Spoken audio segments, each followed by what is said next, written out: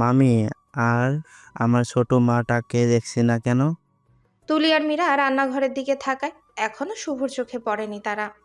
তুলি সামনের দিকে এগিয়ে আসতে আসতে বলে, তোমার দুই মাই এখন ঘুমে।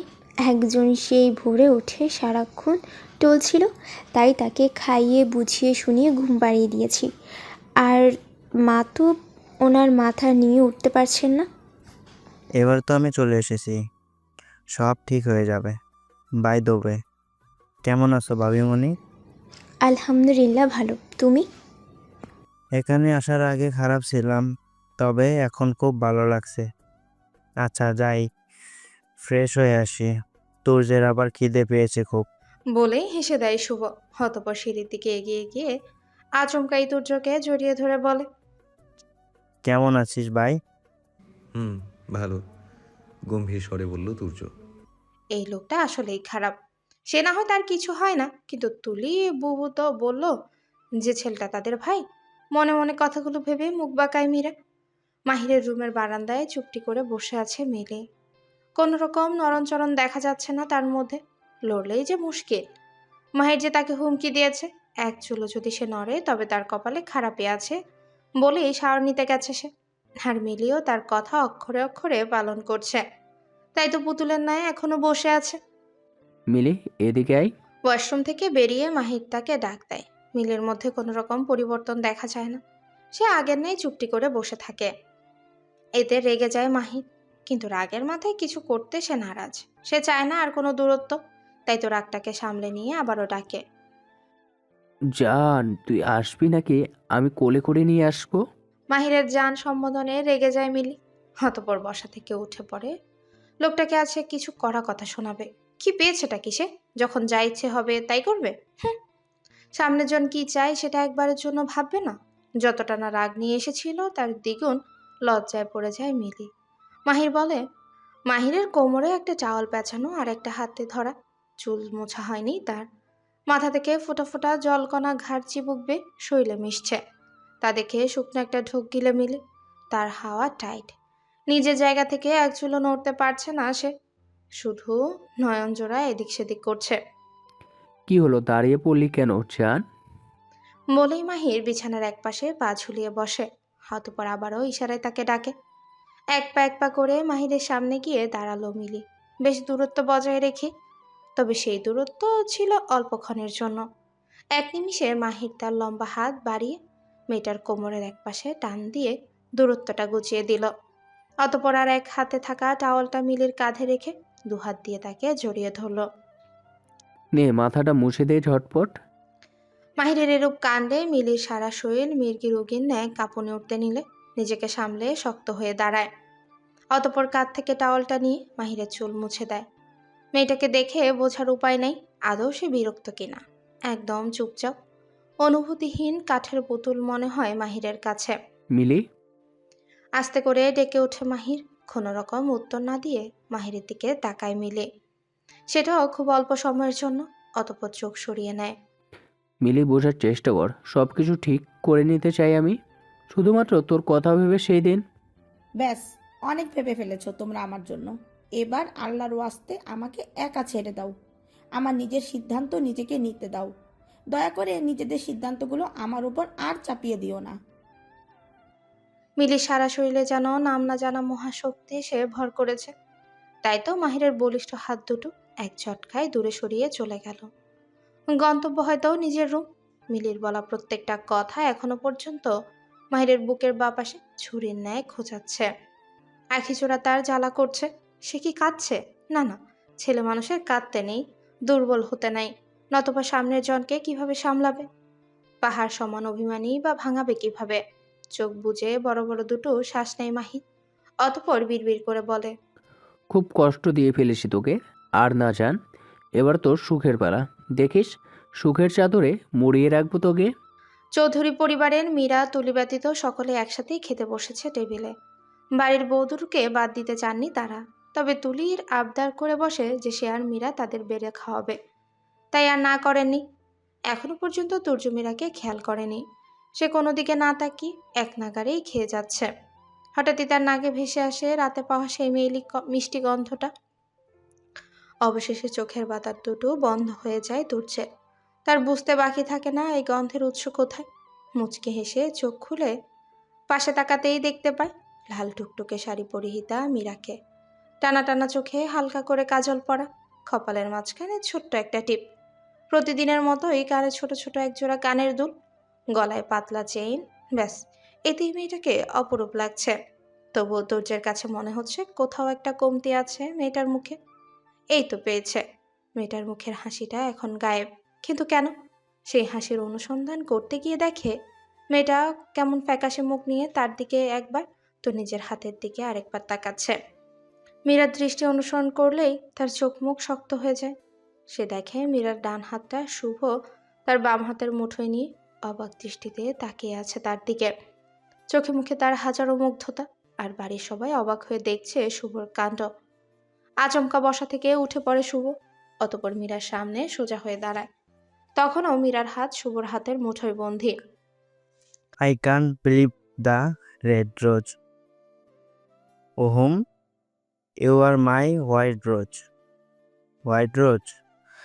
Can I hug you once? উত্তেজিত হয়ে বলা শুভর কথায় কেঁদে ফেলে মীরা। এদিকে তুর্যের মাথা ফেটে যাচ্ছে রাগে। এই মেয়ে তো সাহায্যার সাহস পায় কই থেকে? একে তো পরে দেখে নিব।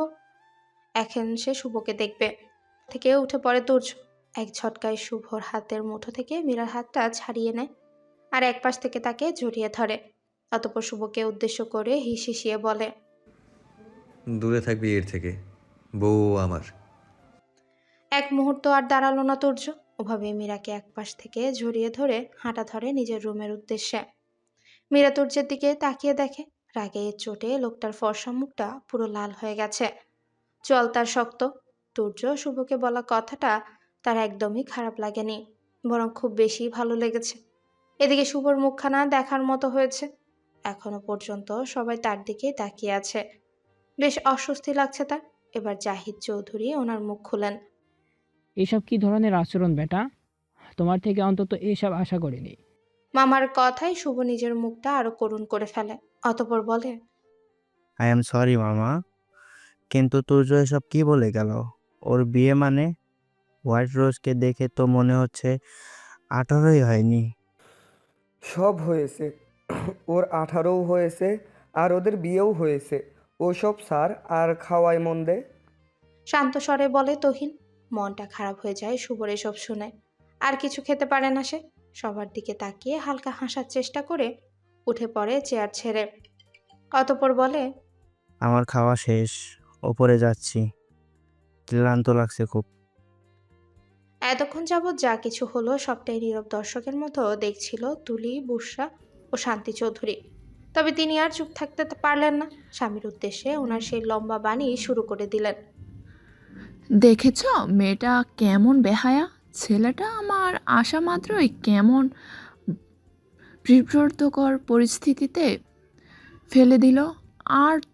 আর সোনা বাবাটা আমার ঠিকঠাক খেতেও পারলো না। কেমন? ব্যাস, অনেক বলছো। আসলে কি তুমি চোখে দেখো না? মেয়েটাকে খেতে না দিয়ে তোমার ছোট নবাবটাকে টেনে নিয়ে গেল, আর বললে বিব্রতকর।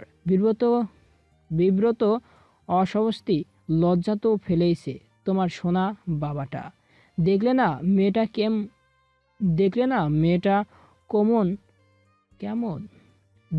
মেয়েটা কেমন ঢুকরে কেঁদে উঠছিল?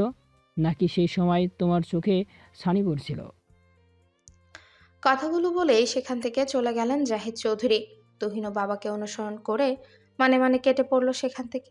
সে জানে এখন তার মম তার কাছে তার ড্যাডের নামে অভিযোগের বস্তা নিয়ে বসবে।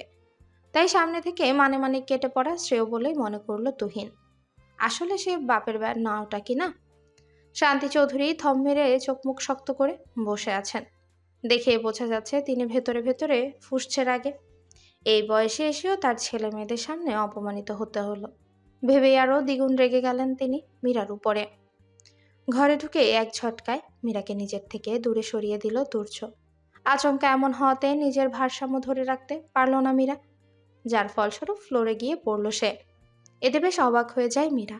অতঃপর চোখ তুলে উপরের দিকে তাকালেই দেখতে পায় রক্তলাল চক্ষু নিয়ে তুর্য এক পা করে এগিয়ে আসে মীরার সামনে। আর তার বলিষ্ঠ হাত দিয়ে মেয়েটার গাল দুটো শক্ত করে চেপে ধরে। অতঃপর দাঁতে দাঁত চেপে বলে, কে বলেছিল তোকে এত সাজতে? আর শাড়ি কেন পরেছিস? সব ওকে দেখানোর জন্য, তাই না? কি হলো, কিছু বলছিস না কেন? Answer me, damn it! মীরার মুখ দিয়ে গোঙানোর আওয়াজ বেরোচ্ছে, সাথে অঝরে কেঁদে চলেছে মেয়েটা। ব্যথার চোটে যেন গাল দুটো ছিঁড়ে যাবে এমন অবস্থা। তবুও ছাড়ার নাম নিচ্ছে না তুর্য। সেদিকে তার হুঁশ থাকলে তো। অমন অবস্থাতেই তুর্য আবারও বলতে শুরু করে, ও যেখানে থাকবে তার ত্রিসীমানাতেও যেন তোকে না দেখি, নয়তো এর থেকেও খারাপ কিছু হয়ে যাবে। বলেই ছাড়া মেরে ছিলাম উঠে তো। তুর্য। আর অতঃপর এখানে হন কি হন করছি করে মানে? নিজের রুম থেকে আমার বেরিয়ে বউ যায়। এখানে একা একা দাঁড়িয়ে মীরা সারা থাকবে, আমি দুনিয়া কাজে অন্ধকার ডুবে থাকবো, লাগছে। আর তৃতীয় কোনো আঁকিঝোড়া ব্যক্তি এসে বুঝে সেই আসতে সুযোগটা চাইছে। নিক। সেটা এমন কি ঠিক? সময় রুমে তুই প্রবেশ বল। করে তুলি। আমি ওর তুর্যকে হাজবেন্ড হই, হন হন করে বাইরে সো একটা বেরিয়ে যেতে দেখে সে এখানে আসে। তবে এখানে এসে তুলির চক্ষু জোড়া বেরিয়ে আসার উপক্রম। এই মীরা, কি হয়েছে তোমার? বাবা, তুহিন, কোথায় তোমরা? এই মীরা, তাকাও আমার দিকে। তুলি চিৎকার করে ডাকছে সবাইকে, তবে কেউই আসছে না। আর আসবেই বা কিভাবে? তুলির আওয়াজ ওদের কান পর্যন্ত গেলে তো আসবে। এত কিছুর মধ্যে সে ভুলেই বসেছে তুর্যের রুমটা সাউন্ডপ্রুফ। হঠাৎই মনে হতেই নিজের রুমের দিকে ছুটল। তুহিন মেয়ের পাশে খাটের হেডবোর্ডে বালিশ দিয়ে তাতে পিঠ ঠেকিয়ে আরাম করে বসে আছে। মেয়ে তার গভীর ঘুমে। তার ছোট্ট তোতা পাখি তাদের ভালোবাসার একমাত্র ফল। নিচু হয়ে মেয়ের ছোট কপালে তার পুরো অধর দ্বারা আদর করে দিল। আমার পুচকে আম্মাটা এতদিন বড় হয়ে যাবে। বলেই মুচকি হাসে তুহিন।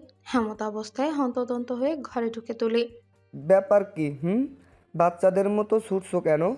দেখছো না আমার আম্মাটা এখন ঘুমে বিভোর। তুহিন, মীরা, কি হয়েছে? তুহিন, তুর্য। শুনেছি, বলো। আর তোমাকে এমন দেখাচ্ছে কেন? তুমি আগে বসো, একটু রিল্যাক্স হও, অতঃপর বলো।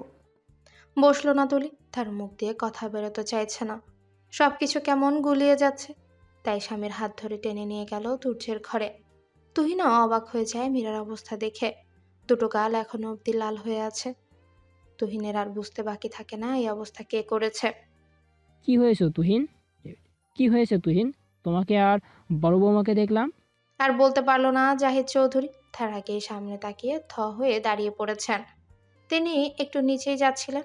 বড় ছেলে ও বৌমাকে এভাবে হন্তদন্ত হয়ে তুর্যের ঘরে ঢুকতে দেখে তিনিও তাদের পিছনে আসেন। আর এসেই দেখেন মীরার এই অবস্থা। দেখো তোমার ছোট রাজপুত্র কি অবস্থা করেছে মেয়েটার। একটা সামান্য ব্যাপারে ড্যাড, জোসেফ আঙ্কেলকে ফোন করে আসতে বলো এক্ষুনি।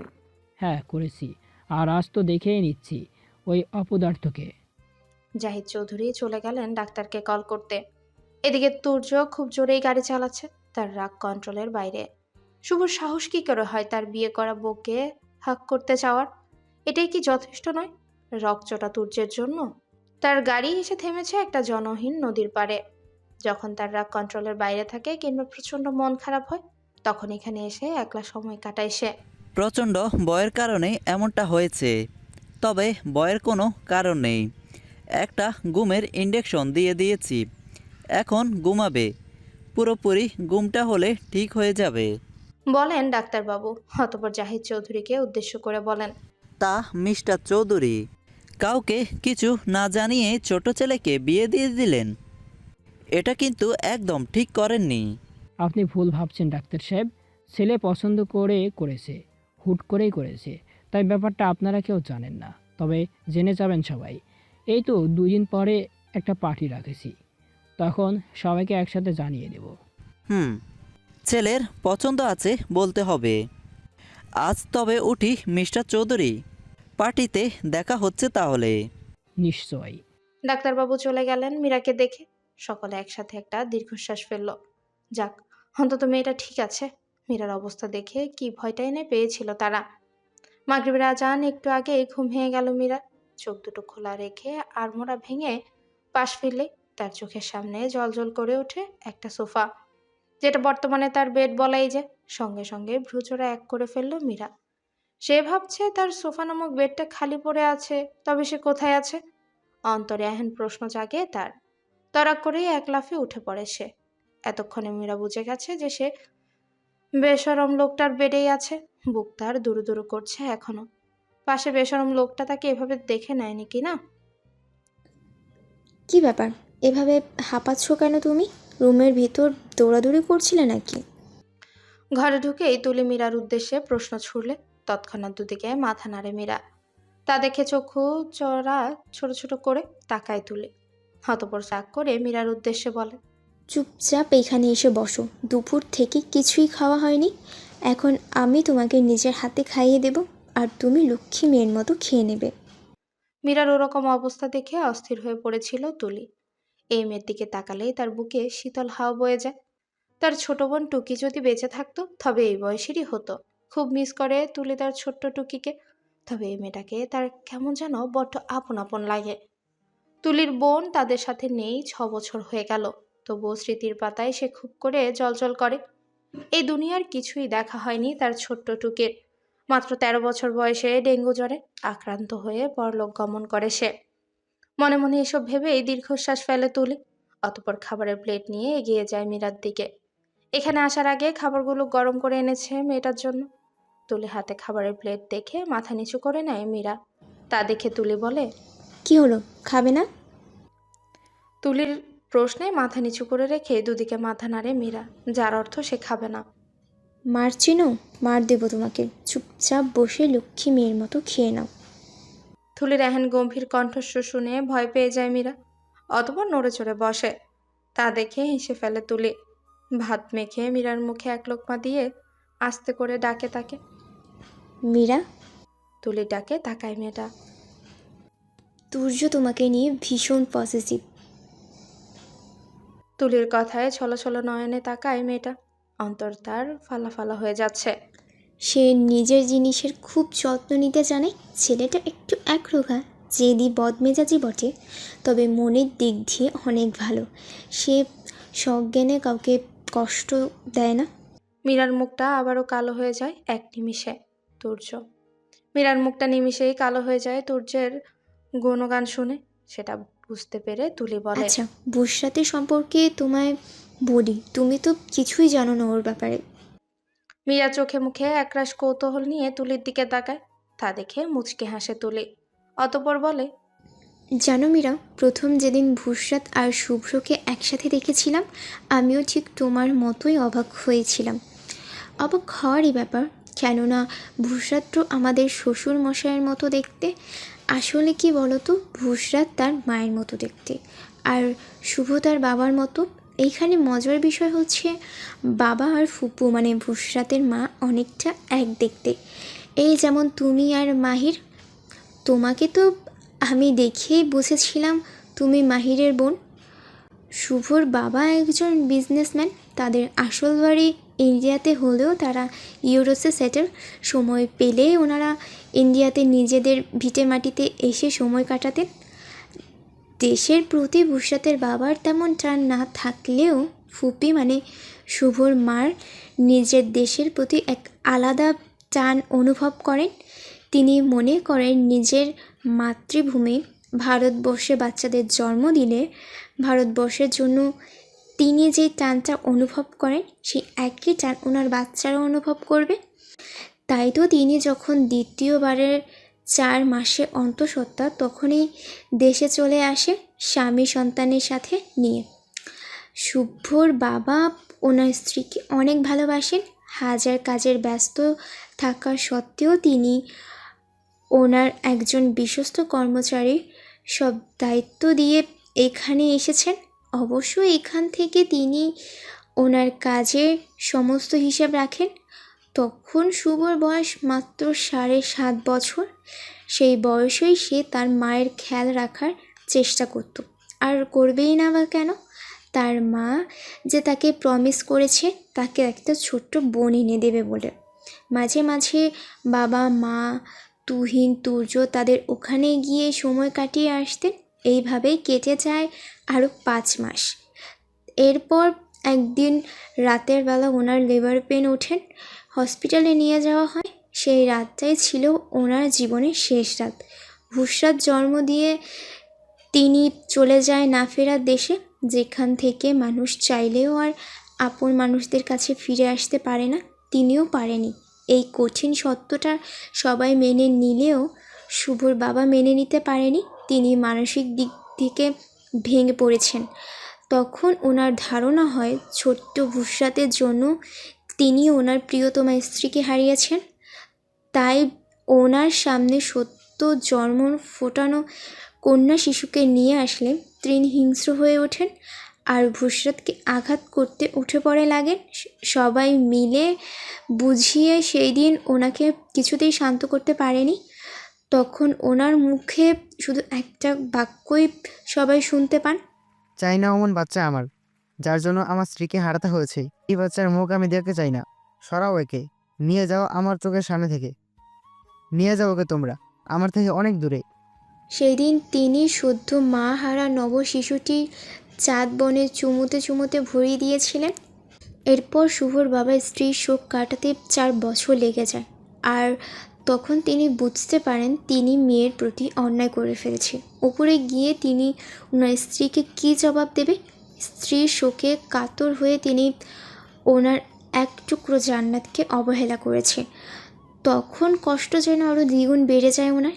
নিজের রক্ত, তাদের ভালোবাসার শেষ চিহ্নকে তিনি অবহেলা করেছে ভেবে সেই দিন 12 বছরের শুভকে জড়িয়ে ধরে খুব কেঁদেছেন তিনি। চিৎকার করে আর্তনাদ করে বলেছেন, সেই দিন বাবার করা প্রত্যেকটা আর্তনাদ শুভর ছোট্ট হৃদয় গিয়ে বেঁধেছিল। হেঁচকি তুলে কান্নাসহ মন প্রাণ খুলে হেসেছিল। হাজার ব্যস্তর মধ্যে থেকেও তাকে খুশি করার মেডিসিন। তার শক্ত করে হাত ধরা বাবা নামক মানুষটা নিজের ভ্রান্ত ধারণা থেকে বেরিয়ে এসেছে। তার আদরের পিচ্চি বোনকে মা ডেকেছে। এ যে পৃথিবীর সবচাইতে খুশির দিন। আর সেই দিনে ছেলেটা না হেসে পারে? সেও পাল্টা বাবাকে জড়িয়ে ধরে বলেছিল, তবে যাও, নিজের মেয়েকে নিজের কাছে নিয়ে এসো। যতটা না অবহেলা করছো তার দ্বিগুণ আদর দিয়ে অবহেলাটাকে চাপা দিয়ে দাও। এরপর 1 সপ্তাহের মধ্যে তারা ছেলে মিলে ইন্ডিয়ার উদ্দেশ্যে রওনা দেন আর যথাসময়ে এসে পৌঁছান চৌধুরী ভিলায়। সেদিন মেয়েকে বুকে নিয়ে পাগলের মতো কেঁদেছেন তিনি। মেয়েকে সঙ্গে নিয়ে যেতে চেয়েছেন তিনি, তবে 4 বছরের বুসরা তার মম, ড্যাড, বড় ভাইয়া, ছোট ভাইয়াকে ছাড়তে নারাজ। তাই বাধ্য হয়েই মেয়েকে এখানে রেখেছেন। ফ্ল্যাশব্যাক অ্যান্ড তুলি মীরা দুজনেই চোখের জল।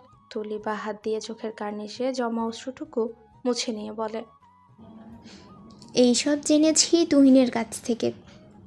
তুলি কথা বলার মাঝে এই সবটা খাবার খাইয়ে দিয়েছে মীরাকে। এবার সে উঠে দাঁড়ায়, অতঃপর বলে, তুমি থাকো, আমি এটো প্লেটগুলো রেখে আসি। আহাদ সাহেব পরিপাটি হয়ে বসে আছেন ড্রয়িং রুমের সোফাতে। 1 ঘন্টা যাবৎ হয়ে গেল তিনি একাই বসে আছেন। মেয়ে ওনার এমনিতেই দেরি করে, কিন্তু ওনার ভাগ্নেটা যেন আজ পণ করে বসেছে। মিলির আগে সে বেরোবেই না। তাই অধৈর্য হয়ে মেয়ের রুমের দিকে পা বাড়ালেন। মিলিকে একটা তাড়া দিয়ে মাহিরের রুমে যাবেন, অতঃপর ছেলেটাকে বগল দাবা করে নিজের সাথে নিয়ে আসবেন। ওনার মতে ছেলে মানুষদের এত দেরি করার কোনো মানেই হয় না। মামুনি আর কিছু বলতে পারলেন না তিনি। দরজা ঠেলে কেবলই ভেতরে প্রবেশ করেছেন। আর প্রবেশ করা মাত্রই সামনের দৃশ্য দেখে কাশি উঠে গেছে ওনার। প্রচণ্ড লজ্জা অস্বস্তিতে তিনি আমতা আমতা করে মুখ দিয়ে কেবল একটা বাক্যই বলতে পারলেন, তো তোমরা তাড়াতাড়ি এসো, আমি গাড়িতে অপেক্ষা করছি। তাড়াহুড়ো করে বেরিয়ে গেলেন সদর দরজা দিয়ে। জীবনের প্রথমবার এই 50 বছর বয়সে বোধ হয় তিনি এমন মারাত্মক লজ্জার সম্মুখীন হলেন। ছাড়ো অসভ্য লোক। ড্যাডি কি ভাবছে এখন? আর আমি কি করে ড্যাডির সামনে যাব? মাহিরের কাছ থেকে ছাড়া পাওয়ার জন্য মুশরামুশরি করছে মিলি। কেন পায়ে হেঁটে যাবি? এতে এত ভাবার কি আসে? বাই দ্য ওয়ে, এটা তোর বাপের দোষ। বোঝা উচিত ছিল মেয়ে আর সেই ছোট্টটি নেই। আর সবচেয়ে বড় ব্যাপার হলো তুই ইন্ডিয়াতে আছিস। প্রায় 40 মিনিট ধরে দাঁতে দাঁত চেপে এই অসভ্য লোকটাকে সহ্য করে যাচ্ছে মিলি। সেই যে কোলে নিয়ে বসেছে, ছাড়ার নাম নিচ্ছে না। ড্রয়িং রুমের সবচেয়ে বড় সোফার মাঝখানে বসে আছে শুভ, আর তার কোলেই আছে তানহা বেবি। তার এক পাশে বুশরা ও অপর পাশে শান্তি চৌধুরী বসা। আর তার থেকে সামান্য দূরে তুহিন ও জাহিদ চৌধুরীও বসে আছেন। তানহা ব্যতীত তাদের প্রত্যেকের হাতে ধরা চায়ের কাপ। তানহা তার সুপাপার কোলে বসে চকলেট খাচ্ছে। মেয়েটা তাকে একটু আগেই তার সুপাপা দিয়েছে, যেটা তাকে একটু আগেই তার সুপাপা দিয়েছে। হঠাৎই কলিং বেলের আওয়াজ শোনা গেলে জাহিদ চৌধুরী রান্নাঘরের দিকে যেয়ে উচ্চস্বরে ডেকে ওঠেন। ছোট বৌমা, দেখো তো কে এসেছে। এ কি ছোট বৌমা, তুমি? কাপা কাপা হাত পা দিয়ে দরজা খুলতে যায় মীরা। তার ধারণা দরজার ওপাশে সেই হৃদয়হীন পুরুষটি রয়েছে। লোকটা সামনে পড়তে চায় না সে, তবে শ্বশুর মশাইয়ের হুকুম, সে তো বাধ্য মেয়ে। তাই বাধ্য হয়ে এগিয়ে গেল দরজা খোলার উদ্দেশ্যে। দরজা খুলে সামনের দিকে তাকায় না মীরা। সে তার মতো চলে আসতে নিলে কেউ একজন তাকে জাপটে ধরে আর তার কানে কানে বলে। কাপা কাপা হাত পা দিয়ে দরজা খুলতে যায় মীরা। তার ধারণা দরজার ওপাশে সেই হৃদয়হীন মানুষটাই রয়েছে। লোকটার সামনে সে পড়তে চায় না, তবে শ্বশুর মশাইয়ের হুকুম, সে তো বাধ্য মেয়ে। তাই বাধ্য হয়ে এগিয়ে গেল দরজা খোলার জন্য। দরজা খুলে সামনের দিকে তাকায় না মীরা। সে তার মতো চলে আসতে নিলে কেউ একজন তাকে জাপটে ধরে আর তার কানে বেজে ওঠে কারো অস্থির কণ্ঠস্বর। I miss you very much dear. মীরার বুঝতে দেরি লাগে না এটাকে। সেও তাকে পাল্টা জড়িয়ে ধরে কেঁদে ফেলে। তার মুখ থেকে শুধু গোঙানোর আওয়াজ শোনা যাচ্ছে। মনের কোণে জমে থাকা অভিযোগগুলো তুলে ধরার প্রয়াস চালাচ্ছে মাত্র। মিলি ছেড়ে দেয় মীরাকে। তার চোখেও পানি। হ্যাঁ, ওটা মিলিই ছিল। তারা সপরিবার আজ সন্ধ্যায় এবারই চৌধুরী ভিলায় উপস্থিত হয়েছে। মিলি যত্ন করে মীরার ডাগের আখে জোড়া জমা অশ্রুটুকু মুছে দিয়ে বলে। আমার বুলবুলিটা শ্বশুরবাড়িতে এভাবে কান্না করছে, তার সামান্য ধারণাটুকু আছে যে সবাই তাকে ছিচকাদনে বলবে। মিলির রসিকতায় হেসে ফেলে মীরা। মিলির পেছনে হাসি মুখে দাঁড়িয়ে আছেন আহাদ সাহেব ও মাহির। মীরা গিয়ে তার মামাকে জড়িয়ে ধরে। আহাদ সাহেবও ভাগ্নির মাথায় স্নেহের পরশ বুলিয়ে দেয়। জিজ্ঞাসা করে, আমার ছোট মামুনিটা কেমন আছে? মীরা মিষ্টি হাসি দিয়ে মাথাটা উপর নিচ করে। কি জামানা এলো ভাই, মানুষ নিজের বড় ভাইকে পর্যন্ত ভুলে যায়। মাহিরের কথায় মুখ বাঁকায় মিলি। আর মীরা মামাকে ছেড়ে তার ভাইয়াকে জড়িয়ে ধরে। জাহিদ চৌধুরী অবাকের সর্বোচ্চ পর্যায়ে পৌঁছে যান সামনের দিকে চোখ পড়তেই। তিনি ভাবতে পারেননি আহাদ সাহেব মাহিরের মামা। আম টোটালি সারপ্রাইজ আহাদ সাহেব, আপনি আপনি মহির বেটার মামা? আহাদ সাহেব নিজেও সারপ্রাইজ হয়ে গেছেন। জাহিদ চৌধুরী এগিয়ে এসে হাত বাড়িয়ে দিলেন আহাদ সাহেবের দিকে। দুজনেই কুশল বিনিময়ের পর আহাদ সাহেব মেয়ের দিকে আঙ্গুল তাক করে বলেন, মাই ডটার মিলি। আসসালামু আলাইকুম আঙ্কেল। এখনকার দিনের ছেলে মেয়েরা সালাম দিতে জানেই না। আর এই মেয়ে তো বিদেশি কালচারে বড় হওয়া। মুগ্ধ হয়ে যান তিনি মিলির আচরণে। অতঃপর সালামের জবাব দেন। ওয়ালাইকুম আসসালাম বেটা, তুমি কেমন আছো? জি আঙ্কেল, আলহামদুলিল্লাহ ভালো। আপনি? আলহামদুলিল্লাহ বেটা, ভালো আছি। মিলির মাথায় হাত দিয়ে বলেন তিনি। অতঃপর মাহিরের দিকে চেয়ে বলেন, মহির বেটা অতিথিদের নিয়ে এইখানে দাঁড়িয়ে থাকবে, ভিতরে আসবে না? জাহিদ চৌধুরী এহেন কথায় মৃদু হাসে মাহির। অতঃপর এগিয়ে এসে জড়িয়ে ধরে বলে, কেমন আছেন আঙ্কেল? এত বড় একটা সারপ্রাইজ দিলে ভালো না থেকে পারি? চলো চলো ভিতরে চলো। তারা দিয়ে বলেন তিনি। তুহিন, বেটা দেখো তো কে এসেছেন। জাহিদ চৌধুরীর উচ্ছ্বাসিত কণ্ঠস্বর। তুহিনাথ তার ড্যাডের কথা অনুসরণ করে দৃষ্টি রাখে সেদিকে। তবে সেদিকে তাকিয়ে মিস্টার খানকে দেখতে পায় সে। সে কি চোখে ভুল দেখছে? কই না তো। তার সামনে তো মিস্টার খানই দাঁড়িয়ে। সত্যি সত্যি উনি ইউএস থেকে এখানে এসেছেন, কিন্তু কেন ভাবে তুহিন। কৌতূহল নিয়ে এগিয়ে যায় সে। অতঃপর ওনার দিকে হাত বাড়িয়ে দিয়ে বলে, হ্যালো মিস্টার খান, কেমন আছেন আপনি? মিস্টার খান কাকে বলছো? আঙ্কেল বলো। আহাদ সাহেব ছোট বৌমার মামা হন। পাশ থেকে বলেন জাহিদ চৌধুরী। তা বিআই সাহেব, আপনিও তো আর আহাদ সাহেব বলতে পারবেন না। রসিকতা করেই বলেন আহাদ সাহেব। তাতে হেসে উঠে উপস্থিত সবাই। জাহিদ চৌধুরী একে একে বাড়ির সকলের সঙ্গে তাদের পরিচয় করিয়ে দেন। প্রত্যেকটা মেয়ের শ্বশুর বাড়িতে পরিবারের কেউ এলে যেমন খাতিরের ত্রুটি রাখে না, তেমনি মীরারও ব্যতিক্রম নয়। সে হন্তদন্ত হয়ে ছুটল রান্নাঘরের দিকে। তার পেছনে গেল মিলি।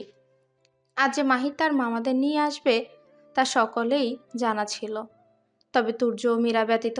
জাহিদ চৌধুরী আজ সকালেই মাহিরকে কল দিয়ে তাদের দাওয়াত করেছিল, কিন্তু কাজের চাপ থাকার কারণে এই সন্ধ্যাবেলায় আসা তাদের। মিলি রান্নাঘরে পা দেওয়া মাত্রই প্রথম তার নজর পড়ে একজন মধ্যবয়স্ক মহিলার উপর, যিনি ফ্রিজের মধ্যে কিছু একটা রাখছে। সম্ভবত মহিলাটা মেয়েরই হবে। অতঃপর নজর ফেরায় অন্যদিকে, যেখানে আরো একজন ধনেপাতাগুলো ছোট ছোট করে কাটছে। মিলির চিনতে ভুল হয় না, এটাই মীরার তুলি বুবু। দেখতে তো হবে বর্ণনাটা কে দিয়েছে, তার মাল্টি ট্যালেন্টেড বুলবুলিটা তো। মুচকি হাসে মিলি। মীরার মেসেজ দেওয়ার তার তুলির বুবুর বর্ণনা একটু এদিক সেদিক নয়। মীরার মুখের হাসি যেন আজ সরতেই চাইছে না। সে তার তুলি বুবুকে হাতের ইশারায় দেখায় মিলিকে। অতঃপর একপাশ থেকে জড়িয়ে নেয় তাকে। এতে ভ্রুজোড়ায় ভাঁজ পড়ে তার। সে বুঝতে পারছে না মেয়েটাকে। দেখে তো মনে হচ্ছে মীরার থেকে বেশ বড়, তবে দেখতে খুবই সুন্দরী। পরনে হালকা গোলাপি রঙের সালোয়ার কামিজ, মাথায় সুন্দর করে ড্রেসের ম্যাচিং করা হিজাব। এদিকে নিজের দিকে মীরার তুলি বুবুকে ভ্রুকুটি করে তাকাতে দেখে হেসে ফেলে মিলি। সে ভালো মতো বুঝতে পারে এই তুলি বুবুটা আসলে কি ভাবছে। তার গায়ের রং ও মুখের গড়ন অনেকটাই পশ্চিমী হলেও ড্রেস আপটা টোটালি বাঙালি। মিলির মা ছিলেন একজন ধার্মিক মহিলা, স্বামীর ব্যবসার সুবিধার্থে ইউএসএ গিয়ে থাকা, তবে তিনি নিজের কালচার সম্পর্কে সচেতন ছিলেন। মেয়েকেও সেইভাবেই তৈরি করেছেন। অবশ্য উনি আর এই দুনিয়াতে নেই। মেয়ের 18 বছর বয়সে তিনি এই দুনিয়ার মায়া ত্যাগ করেছেন। যাওয়ার আগে অবশ্য মেয়েকে একটা শক্ত বন্ধনে আবদ্ধ করে গেছেন। মাম্মির কথা মনে আসতে চোখের কোণে জলতরঙ্গরা এসে ভিড় করতে থাকে মিলির। তবে সেদিকে পাত্তা না দিয়ে সামনের দিকে হাত বাড়িয়ে বলে, আমি মিলি, মীরার মামাতো বোন। মিলির এভাবে পরিচয় দেওয়া দেখে চোখ রাঙায় মীরা। মিলির বাড়ানো হাতে হাত রাখে তুলি। অতঃপর নিজের পরিচয় দেওয়ার জন্য মুখ খোলার আগেই মিলি শতান বলে, মীরার তুলি বুবু, আর এবারের বড় বউ। হেসে ফেলে তুলি মিলির বলা ধরন দেখে। বড় বৌমা, এদিকে এসো তো একটু। ড্রয়িং রুম থেকে ডাকেন শান্তি চৌধুরী। যাও, গিয়ে পরিচিত হয়ে এসো ড্যাডির সাথে, আমরা এদিকটা দেখছি। এখন ঘড়িতে 10:35। ডিনারের পর্ব চুকে গেছে অনেক আগে। খাতির যত্নে কোনো রকম ত্রুটি রাখেননি জাহিদ চৌধুরী। এখন বাড়ি ফিরে যেতে হবে মাহিরদের। তবে তার কলিজাটা তাকে ছাড়াতে নারাজ। সেই যে ডিনারের পরে ভাইয়ার গলা জড়িয়ে ধরেছে, ছাড়ার নাম নিচ্ছে না মেয়েটা। কেঁদে কেটে একাকার করছে। মাহির ভাবছে হয়তো দুদিন যাবৎ তাকে দেখতে না পেয়ে মীরা তাকে ছাড়তে চাইছে না। আদৌ কি তাই? এত কিছুর পরেও শুভর চোখ শুধু মীরাকেই দেখে চলেছে। Don't Cry white rose. কেমন কাতর তার কণ্ঠস্বর। এতে এতে ভ্রুজোড়া কুঁচকে যায় মাহির। এতক্ষণ পর সে কিছুটা হলেও আজ করতে পারে তুর্যের ফোন বন্ধের ব্যাপারে। তৎক্ষণাৎ সে মীরাকে নিজের থেকে সরিয়ে সারা মুখ বরফ করে থাকে। গালে এগুলো কিসের দাগ? মাহিরের চোখ মুখ শক্ত করে বলে। হঠাৎই ভাইয়ের এভাবে কড়া গলার আওয়াজ শুনে ভয় পেয়ে যায় সে। নিজের সামনে মাথাটা দুপাশে নাড়ে। অতঃপর ঠোঁটটাকে সামান্য উল্টে হাতের ইশারায় বুঝায় এগুলো কিছুই নয়। বোনের কথায় পাত্তা দিল না মাহির। আঙ্কেল, মীরাকে আমি আমার সাথে নিয়ে যেতে চাইছি। মাহিরের চোয়াল শক্ত। নিশ্চুপ রজনীতে ঝিঝি পোকার ডাকটা কারো কাছে মিউজিকের ন্যায় শ্রুতিমধুর লাগে, আবার কারো কাছে এই ডাক গায়ে কাটা দেওয়ার জন্য যথেষ্ট। তেমনি তুর্যের কাছে নিশ্চুপ রজনী যেমন ভালো লাগে, তেমনি ঝিঝি পোকার ডাকটা নিজেকে রিল্যাক্স করার জন্য যথেষ্ট। প্রায় রাতে তুর্য অনেক অনেক পড়াশোনা করার পর নিজের প্রতি যখন বিরক্ত চলে আসতো, তখন সে চুপটি করে একলা কিছু সময় কাটিয়ে আসতো তাদের ছাদের রেলিংয়ের ধারে চেয়ার পেতে বসে শান্ত প্রকৃতির সাথে। এতক্ষণ পর তুর্য তার বন্ধ চোখের পাতা দুটো খুলে পকেট থেকে ফোনটা বের করে সময়টা দেখে নিল। 12:07 এখনও তার ফোনটা এরোপ্লেন মোডেই রাখা। তুর্য ভাবছে মেয়েটাকে খেতে না দিয়ে টেনে নিয়ে চলে গেল। তারপর চোখ দুটো খিচে বন্ধ করে নিল। সে কি সত্যি সত্যি অমানুষ হয়ে গেল? মেয়েটাকে কি করে এতটা হার্ট করতে পারলো সে? এখন নিজের প্রতি রাগ লাগছে তার। আর কিছু ভাবতে পারছে না সে। উঠে দাঁড়িয়ে আস্তে ধীরে একটু দূরে রাখা গাড়িটার দিকে এগিয়ে যেতে যেতে বিড়বিড় করে বলল, আম সরি ডিয়ার। রুমের দরজা বাইরে থেকে বন্ধ দেখে ভ্রুজোড়া আপনা আপনি কুচকে যায় তুর্যের। বাইরে থেকে দরজা বন্ধ? মানে মীরা ভিতরে নেই? এত রাতে গেল কোথায় মেয়েটা? বিড়বিড় করে নিজের মনেই প্রশ্ন করে তুর্য। তার সারা শরীর কেমন যেন করছে। অদ্ভুত অনুভূতি, যা মুখে বলার নয়। সে ভাবল মীরা হয়তো ছাদে আছে। সিঁড়ি বেয়ে ছাদে চলে গেল তুর্য। কিন্তু কোথায়? কোথায় কি? চারিদিক তো নিস্তব্ধ। কোনো অভয়বের টিকে পর্যন্ত দেখা যাচ্ছে না। কুচকানো ভ্রুজোড়া আরো কুচকে গেল। এই মেয়ের সমস্যা কি? রাত বিরাতে কি আমার সাথে লুকোচুরি খেলতে চায়? চল শক্ত করে বলে তুর্য। রুমের মধ্যে আধা ঘন্টা যাবৎ পায়চারি করছে সে। রাগে তার সারা শরীর রিরি করছে। এখনো পর্যন্ত মেয়েটা রুমে আসছে না দেখে হঠাৎই মনে হলো মীরা বুসরার রুমে থাকতে পারে। অতঃপর ভাবে হয়তো রাগ করেছে মেয়েটা। ওইটুকু একটা পুচকি, তার আবার রাগ কত! বাবা! বলেই মুচকি হাসে তুর্য। অতঃপর বুসরার রুমের দিকে হাঁটা দেয়। বুসরা, বুসরা, দরজাটা খোলো একবার। না, আমি ঘুমোচ্ছি এখন। তুমি যাও, সকালে আসবে। ঘুম ঝরানো কণ্ঠে বুসরা বলে। মার খাবি কিন্তু। দরকার আছে, দরজাটা খোল। আমি এখন উঠবো না, তুমি যাও। বুসরা! ছোট ভাইয়া, তুমি খুব খারাপ। রাত দুপুরে আমার ঘুম হারাম করতে চলে এসেছো। খট করেই দরজা খুলে গেল।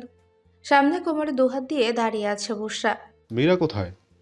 তুর্যের প্রশ্নে বুসরার দুপুরের ঘটনা থেকে রাত পর্যন্ত কি কি ঘটেছে মনে পড়ে যায়। সঙ্গে সঙ্গে বুসরা তার ছোট্ট ভাইয়ার থেকে দূরে দাঁড়িয়ে বুকে দুহাত গুজে অন্য পাশে তাকায়। তুর্য বোনের কাণ্ড দেখে বুঝতে দেরি লাগে না যে কোনো কারণে তার বোন তার উপরেই রেগে আছে। আমার পিচ্চি বোনটা আমার উপরে রেগে আছে? তো তার সেই রাগের কারণটা কি আমি জানতে পারি? তুমি ছোট ভাবিকে মেরেছিলে? এসব কে বললো তোকে? তুমি চলে যাওয়ার পর ডক্টর আঙ্কেল এসেছিলেন বাড়িতে। ছোট ভাবি জ্ঞান হারিয়ে ছিল। আবার আবার কি? মাহির ভাই ওনার মামাতা বোন এসেছিলেন। মাহির এসেছিল? প্রথমে তো ঠিকই ছিল, কিন্তু যাওয়ার আগে মনে হচ্ছিল মাহির ভাই ভীষণ রেগে গেছেন। আর রেগে রেগে ছোট ভাবিকে জিজ্ঞাসা করছিলেন তার গালে ব্যথা কিভাবে পেয়েছে। তারপর? তারপর আবার কি, ড্যাডকে বলে নিয়ে গেলেন। মীরাকে? কি ব্যাপার, এত রাতে না ঘুমিয়ে তোমরা কি উদ্ধার করার জন্য উঠে পড়ে লেগেছো? ব্যঙ্গ করে বলেন জাহিদ চৌধুরী। বর্ষা জানে তার ড্যাড তার ছোট্ট ভাইয়ের প্রতি রেগে আছেন, তাই পরিস্থিতি বিগড়ানোর আগে কাঁধ থেকে ছোট ভাইয়ের হাতটা সরিয়ে ড্যাডের কাছে গেল। আমি ভয় পেয়েছিলাম ড্যাড। ছোট ভাইয়া এই দিক দিয়ে যাওয়ার সময় আমার ভীতি আওয়াজ পেয়ে রুমে আসে আর দেখে আমি খুব ভয় পেয়েছি, তাই তো আমাকে সাহস দিয়েছিল। ইনোসেন্ট ফেস করে বুসরা বলে। সে কি, ভয় কেন পেয়েছিলে? উত্তেজিত হয়ে প্রশ্ন করেন জাহিদ চৌধুরী। এমনি। তুমি না ঘুমিয়ে এখানে কেন? বুসরা আহ্লাদে স্বরে ড্যাডকে জড়িয়ে ধরে বলে। আমি তো পানি নিতে এসেছিলাম, এসে দেখি এত রাতে তোমার রুমের আলো জ্বলছে, তাই আসলাম। বলেন তিনি। অতপর মেয়ের মাথার মাঝখানে উষ্ঠচূড়া ছুঁয়ে দেয়। তুর্যের দিকে তাকিয়ে রাজভারী কণ্ঠে বলে। তুজো, নিজের রুমে যাও, অনেক রাত হয়েছে, গিয়ে শুয়ে পড়ো। দেখো তো, মনে হচ্ছে এইমাত্র বাহির থেকে আসলাম। তুর্য আর দাঁড়ালো না সেখানে, চলে গেল নিজের রুমে। তার প্রচন্ড অস্থির লাগছে, নিজেকে কেমন দিকহারা নাবিকের ন্যায় মনে হচ্ছে। এমনটা কেন হচ্ছে? আসলেই মেয়েটা চলে গেছে বলে, নাকি মাহির জেনে যাবে সেই ভয়ে? তবে তুর্য তার হৃদয়ের গহীনের মধ্য থেকে আসা কাঙ্ক্ষিত প্রশ্নের কাঙ্ক্ষিত উত্তরটি খুঁজে পেল না। তাই শুধু মনে হচ্ছে খুব খারাপ হচ্ছে তার সাথে, যার জন্য শুধুমাত্র সে নিজেই দায়। এদিকে বিছানায় শুয়ে এপাশ ওপাশ করছে মীরা। রাত পেরিয়ে ভোর হতে চলল, তবুও যেন নিদ্রা তার চোখে ধরাই দিচ্ছে না। চোখের কোণ বেয়ে অশ্রুধারা বেয়েই চলেছে, যা বৃষ্টির ন্যায় ফোঁটা ফোঁটা হয়ে বালিশে পড়ছে, থামবার নাম নিচ্ছে না। সে ভাবছে বেশ তো ছিল তার কল্পনা জগৎকে নিয়ে সুখী, কিন্তু বাস্তব রূপ এত কঠিন কেন তবে? সব তো মেনেই নিয়েছে সে তার কথা, তবে কেন এত গাঢ় ব্যথা দিচ্ছে মানুষটা তার হৃদয় জুড়ে? মানুষ মাত্রই ভুল হয়, তার সাথেও না হয় ভুল হয়েছে। সে তো সব ঠিক করে দিতে চায়। সে থাকবে না কারো কাঁধের বোঝা হয়ে, চায় না কারো কোনো রকম দয়া। মাত্রই তো 3টা মাস। তারপর তারপর সে চলে যাবে অনেক দূরে, যেখানে তুর্য নামের কেউ থাকবে না। বন্ধ করে নেয় আখি জোড়া, সেখান থেকে গড়িয়ে পড়ে আবার 2 ফোঁটা জল। এখন সে ঘুমোবে, কোনো হৃদয়হীন লোকের কথা আর ভাববে না। সকালের মিষ্টি রোদটা এসে পড়েছে মীরার চোখে মুখে, যার দরুন পান পাতার ন্যায় মুখখানা কুচকে না এসে তার ঘুম ভেঙে গেছে আরো আগে। তবে রাতে ঠিকভাবে ঘুম না হওয়াতে আখিজোড়া খুলতে পারছে না। এভাবেই বিছানাতে কিছু সময় কাটাবে সে, কিন্তু সূর্য মামা তার তেজ দেখাতে ব্যস্ত। তাই তো বাধ্য হয়ে শোয়া থেকে তাই তো বাধ্য হয়ে অবস্থায় আখিজোড়া বন্ধ রেখে একটা পা ঘুরল, আবার আরো একটা দিতে যাবে, অমনি শক্ত কিছুর সাথে ধাক্কা লাগলো। মুখ দিয়ে এমন একটা আওয়াজ বের করলো সে, কিঞ্চিত ব্যথাও পেয়েছে মেয়েটা, কিন্তু পাত্তা দিল না তাতে। ভাবলো কোলবালিশটাকে আজ রোদে দিতে হবে, বেশ শক্ত হয়ে গেছে।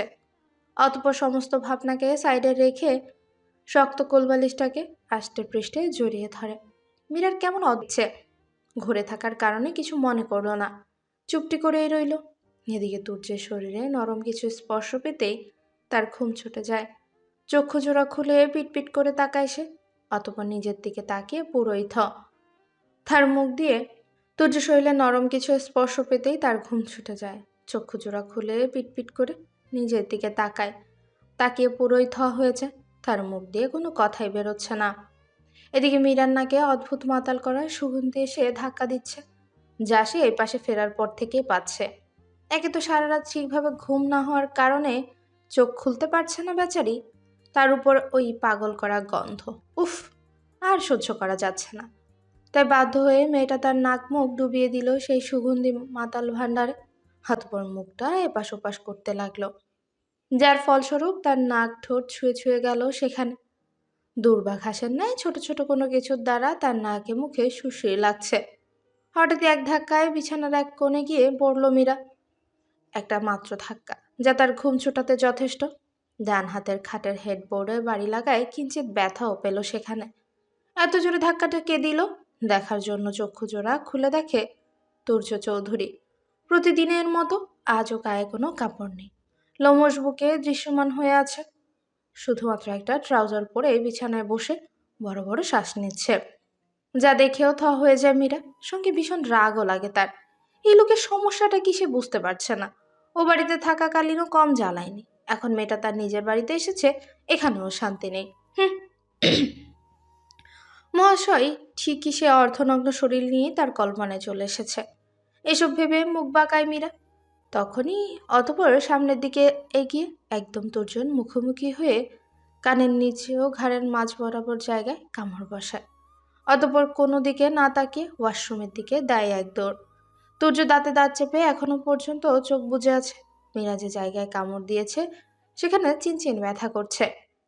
প্রথমে অবাক হয়ে মীরার কাণ্ড দেখলেও শেষে চক্ষু চোরা খুলে রাখতে পারেনি তুর্য। নাক মুখ খিচে বন্ধ করে নিয়েছিল। একে তো তাকে আষ্টপৃষ্টে জড়িয়ে তারই বুকে মুখ গুজে তাকে অপ্রস্তুত করেছে, আবার এখন এই কামড় তুর্যের মেজাজ খারাপ করার জন্য যথেষ্ট। ওয়াশরুমের ভেতরে ঢুকে রাগে গজগজ করছে মীরা, পারছে না সামনে যা কিছু আছে সব ভস্ম করে দিতে। কোনো রকমে দাঁতগুলো ব্রাশ করে শাওয়ার ছেড়ে তার নিচে দাঁড়িয়ে পড়ে। এখন তার মাথা ঠান্ডা করা প্রয়োজন। কি ভেবেছে সে লোকটা কল্পনাতে এসেও তাকে ব্যথা দিবে, আর সে ভিতরানির মতো সব কিছু সহ্য করবে? কখনো না। এসব ভেবে আবারও মুখ বাঁকায় মীরা। প্রায় আধা ঘন্টা শাওয়ারে পানিতে ভিজে মাথা ঠান্ডা করেছে মীরা, কিন্তু এবার ঘটল বিপত্তি। সে তো আর তার জামা কাপড় কিছুই নিয়ে আসেনি, আর এভাবে রুমে গেলে রুম ভিজে যাবে। তাই সে তার ভেজা কাপড় ছেড়ে একটা শুকনা টাওয়াল পেঁচিয়ে নিল শরীরে। অতঃপর ওয়াশরুমের দরজা খুলে রুমের ভেতর কাপড়ের সামনে দাঁড়িয়ে সেখান থেকে তার পছন্দ মতো ধূসর রঙের একটি লং কুর্তি নিল, যেটা সে এখন পরবে। অতঃপর পেছনে ঘুরে যেই না সামনে তাকালো, অমনি সে আবারও তুর্যকে দেখতে পেল। কানে ফোন নিয়ে হাঁ করে তার দিকে ট্যাপ ট্যাপ করে তাকিয়ে আছে। মীরা বুঝতে পারলো তুর্য ঘন ঘন ঢোক গিলছে।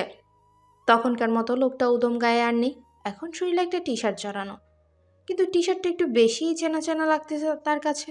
হ্যাঁ, এ তো মনে পড়েছে, এটা তো তার ভাইয়া মাহিরের। কিন্তু এই লোকের পরনে কেন? আর এই লোকই বা এখানে কেন? আসলে কি লোকটা তার কল্পনায় এসেছে, নাকি সত্যি সত্যি? ডান হাতে ধরা কাপড়গুলো বা হাতে রেখে ডান হাত দিয়ে দুটো চোখই কচলে নিল। না, লোকটা এখনো আছে। এবার সে তার বাম হাতে জোরে চিমটি দিল, ফের সামনে তাকালো। হ্যাঁ, লোকটা এখনো ওভাবেই তার দিকে তাকিয়ে আছে, কিন্তু ড্যাব ড্যাব করে নয়, বরং তীক্ষ্ণ চোখে ভ্রুজুরা কুচকে। তার মানে লোকটা সত্যি সত্যি এ ঘরে উপস্থিত। ভেবে মীরা নিজের দিকে তাকালো। তার গায়ে শুধুমাত্র একটা টাওয়াল জড়ানো। তীব্র লজ্জায় মীরার মনে হতে লাগলো সে এখানেই জ্ঞান হারাবে। আর একবার তুর্যের দিকে তাকিয়ে ওয়াশরুমের দরজার দিকে দিল এক ভোঁদড়। নির্বোধ, কোনটা কল্পনা আর কোনটা বাস্তব সেটাই এখনো বুঝতে শিখলো না। তুর্য সেই ভোরে নিজের গাড়ি নিয়ে চলে এসেছে এখানে। ফ্ল্যাশব্যাক। বিছানায় থম মেরে বসে আছে তুর্য। তার এখন দুনিয়া উলট পালট করে দিতে মন চাইছে। কিছুতেই ঘুম জিনিসটা তার চোখে ধরা দিচ্ছে না। অস্থির লাগছে। ভেতরে ধকধক আওয়াজ তোলা যন্ত্রটা যেন দুমড়ে মুচড়ে যাচ্ছে। সেই সাথে মাথাটা ছিঁড়ে যাচ্ছে যন্ত্রণায়। তুর্য দেয়াল ঘড়ির দিকে তাকিয়ে সময়টা দেখে নেয়। এখন 3টে বাজতে 5 মিনিট বাকি। আর দেরি করতে চাইছে না সে। তার এখন ঘুমের প্রয়োজন, তাই বসা থেকে উঠে পড়ল সে। অথবা টেবিলের উপর থাকা গাড়ির চাবি নিয়ে চলে গেল। তুর্যকে এই সময় খান ম্যানশনে দেখে অবাক হয়ে যায় দারোয়ান। একটু পরেই ফজর আজান দেবে। আর ছেলেটা এখানে? ব্যাপারটা বেশ ভাবাচ্ছে দারোয়ানকে। তার ভাবনার মাঝে তুর্য বলে, এভাবে কি দেখছেন? এখানে বউ আছে আমার। নিন, তাড়াতাড়ি খুলে দিন। তুর্যের এহেন কথায় ভাবাচাকা খেয়ে যায় দারোয়ান। সে তো জানে এটা মীরা দিদিমণির স্বামী, তাই বলে শ্বশুরবাড়ি যখন তখন চলে আসতে হবে? আসলেই বড় লোকদের বড় বড় ব্যাপার। একটা দীর্ঘশ্বাস ফেলে প্রধান ফটক খুলে দেয় দারোয়ান। এই নিয়ে 4বার হলো এসে বেল বাজিয়েছে তুর্য, কিন্তু না, কেউ দরজা খুলছে না। অধৈর্য হয়ে পড়ল সে। সমস্যা কি এদের? আর মাহিরটাকে একবার পাই। দাঁতে দাঁত চেপে বলল তুর্য। শেষবারের মতো বেল বাজানোর জন্য প্রস্তুতি নিল সে। এবার কেউ আসলে ভালো, নয়তো বা তাকে অন্য কোনো পদ্ধতি বের করতে হবে। যেই না শেষবারের মতো কলিং বেলের সুইচে চাপ দিতে যাবে, অমনি দরজাটা খুলে গেল।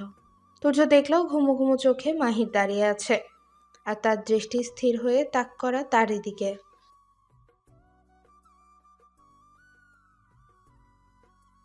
কথাগুলো বলে মাহিরকে সরার সময়টুকু দিল না তুর্য।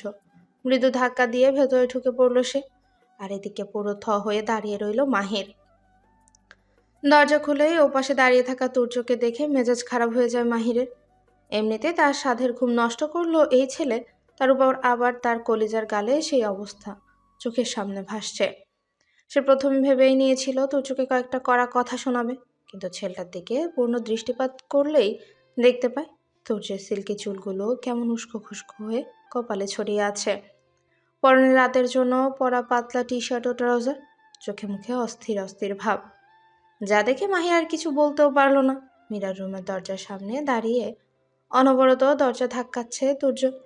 তবুও মীরার কোনো সারা শব্দ নেই। থাকবে কিভাবে? সে তো তার মতো ঘুমোচ্ছে। সারা রাত মীরা দুচোখের পাতা এক করতে পারেনি, কেবলই গভীর ঘুমে তলিয়েছে। ওভাবে দরজা ধাক্কাস না তুর্য, লাভ হবে না। ওভাবে দরজা ধাক্কাস না তুর্য, কোনো লাভ হবে না। ওর ঘুম খুব গভীর। আমার কাছে এক্সট্রা কি আছে, ওয়েট কর, এনে দিচ্ছি। বলেই মাহি নিজের রুমে গেল চাবি আনতে। এক্সট্রা কি নিয়ে দরজা খুলে রুমে প্রবেশ করলো তুর্য। অতঃপর আগের ন্যায় আবারও তা লক করে দিয়ে রুমের চারিদিকে দেখতে লাগলো। এর আগে সে কয়েকবার মাত্র এসেছে এ বাড়িতে, তবে মীরার রুমে কখনো আসা হয়নি। না, রুমটা অগোছালো নয়, বেশ পরিপাটি, কিন্তু তার রুমের তুলনায় বেশ ছোট। রুমে খুব একটা বেশি জিনিসপত্র নেই। একটা মাঝারি সাইজের বেড, টেবিল চেয়ার, টেবিলের উপরে একাধিক খাতা বই সাজানো। তার পাশেই রয়েছে একটা ছোট্ট বুক সেলফ, সেখানে থমে থমে সাজানো বিভিন্ন ধরনের গল্পের বই। দেখেই বোঝা যাচ্ছে মেয়েটা খুব বেশি বই পড়ুয়া। তুর্য নজর ঘোরালো, দেখতে পায় বেডের অন্য পাশে একটা কাবার্ড। সর্বশেষ যেটার উপরে নজর পড়ে তা হলো ড্রেসিং টেবিল। সেখানে সাজানো মেয়েটার নানা রকম কসমেটিক্স, আর তার সামনেই রাখা একটা ছোট্ট টোল। এবারে প্রত্যেকটা রুমের তুলনায় ছোট এই রুমটা। হয়তো মেয়েটার পছন্দের রুম এটা, তবে তুর্যের বেশ লাগছে সিমসাম রুমটা। বিছানার একপাশে গুটিসুটি মেরে বেঘরে ঘুমোচ্ছে মীরা। তার পরনে প্লাজো ও টি শার্ট, তবে সেগুলো একটাও ঠিক জায়গায় নেই। প্লাজোর একটা পা উঠে পড়েছে হাঁটুর উপরে, আর টি শার্ট অধিক ঢিলে ঢালা হওয়ার কারণে উঠে গেছে গলার অনেকটা উপরে, যার ফলস্বরূপ তার মেদহীন ফর্সা পেটটা দৃশ্যমান। সেদিকে নজর দিতেই মৃদু কেঁপে ওঠে তুর্য। একসঙ্গে 3-4টে ঢোক গিলে অতপর বড় বড় পা ফেলে মীরার একদম কাছে গিয়ে সবকিছু টেনে টুনে আগের ন্যায় ঠিক করে দেয়। চলে আসতে নিলে পদজোড়া থেমে যায়। ধক করে ওঠে তার হৃৎপিণ্ড। মীরার ঘুমন্ত মুখশ্রী দেখে আখি জোড়া ফোলা, দুগালে রয়েছে জলস্রোতের একাধিক ধারা। তুর্যের বুঝতে বাকি থাকে না কয়েক ঘন্টা আগে এখানে হাজারো তরঙ্গের একসাথে ভিড় করেছিল। একটা দীর্ঘশ্বাস ফেলে তুর্য অতপর সন্তর্পণে তার দুহাত দিয়ে মেয়েটার মুখর আঁচলে ভরে নিয়ে বলে, সরি। অতঃপর সযত্নে দুটো গাল মুছে দিয়ে মীরার পায়ের কাছে থাকা কম্বলটা বিছিয়ে দেয় মেয়েটার শরীরে। এখন আর ঠান্ডা নেই বললেই চলে, কোনো রকম কম্বল ছাড়াই থাকা যায়। তবুও তুর্যের মনে হলো মেয়েটা ঠান্ডা লাগছে। তুর্যের মনে হতে লাগলো নিজেকে কেমন রিল্যাক্স লাগছে। অনায়াসে সে পারফেক্টভাবেই শ্বাস নিতে পারছে। বুকের ভেতরে হওয়া নাম না জানা ব্যথাটা কমে গেছে। হার্ট স্পেশালিস্ট ডক্টর তুর্য চৌধুরীর কাছে এই ব্যথা একদমই অজানা। উঠে দাঁড়ালো তুর্য। এখন সে একটু শান্তির ঘুম দেবে, নয়তোবা মাথার মধ্যে ঝিমঝিম করা অস্বস্তি ভাবটা কাটবে না। কিন্তু কি করে কি, রুমে তো কোনো সোফাই নেই। আচানক চোখ কপালে উঠে যায় তুর্যের। হোয়াট দ্য, আমি ঘুমাবো কোথায়? তার মনে পড়ে গেল মীরাকে বলা তারই কথা। আমি কারোর সাথে বেড শেয়ার করতে পারি না। এই ঘরের কোন কোনায় থাকবে সেটা তোমার ব্যাপার, আমার বেডের কাছে না দেখলেই হলো। আর চোখে মীরাকে একবার দেখে নিল তুর্য। অতঃপর গায়ে জড়ানো টি শার্ট খুলে খাটের অন্য পাশে মীরার থেকে বেশ দূরত্ব বজায় রেখে শুয়ে পড়ল। আবেশে চোখজোড়া বন্ধ হয়ে গেল তুর্য। টাওয়ালের সেই মাতাল করা গন্ধটা তার নাকের চারপাশে ঘুরঘুর করছে বারংবার। বালিশে মুখ ডুবিয়ে দিল সে। অতঃপর কয়েকটা বড় বড় শ্বাস টেনে ঘুমের দেশে পাড়ি দিল। Flashback in. সকাল সকাল শান্তি চৌধুরী ছোট ছেলের রুমের সামনে এসে দেখেন দরজা হা হয়ে খোলা। ভেতরে গিয়ে দেখেন ছেলের রুমে নেই। তিনি ভাবলেন ছেলে হয়তো ওয়াশরুমে আছে, তাহলে একটু বসাই যাক। কিন্তু যেই ভাবা সেই কাজ। ওভাবে বসে 15 মিনিট পার হয়ে গেল, তবে ছেলের টিকে পর্যন্ত দেখা যাচ্ছে না। অধৈর্য হয়ে তিনি হাঁক ছাড়লেন। তুর্য, বেটা তুমি কি ওয়াশরুমে? না, কোনো রকম সারা শব্দ নেই।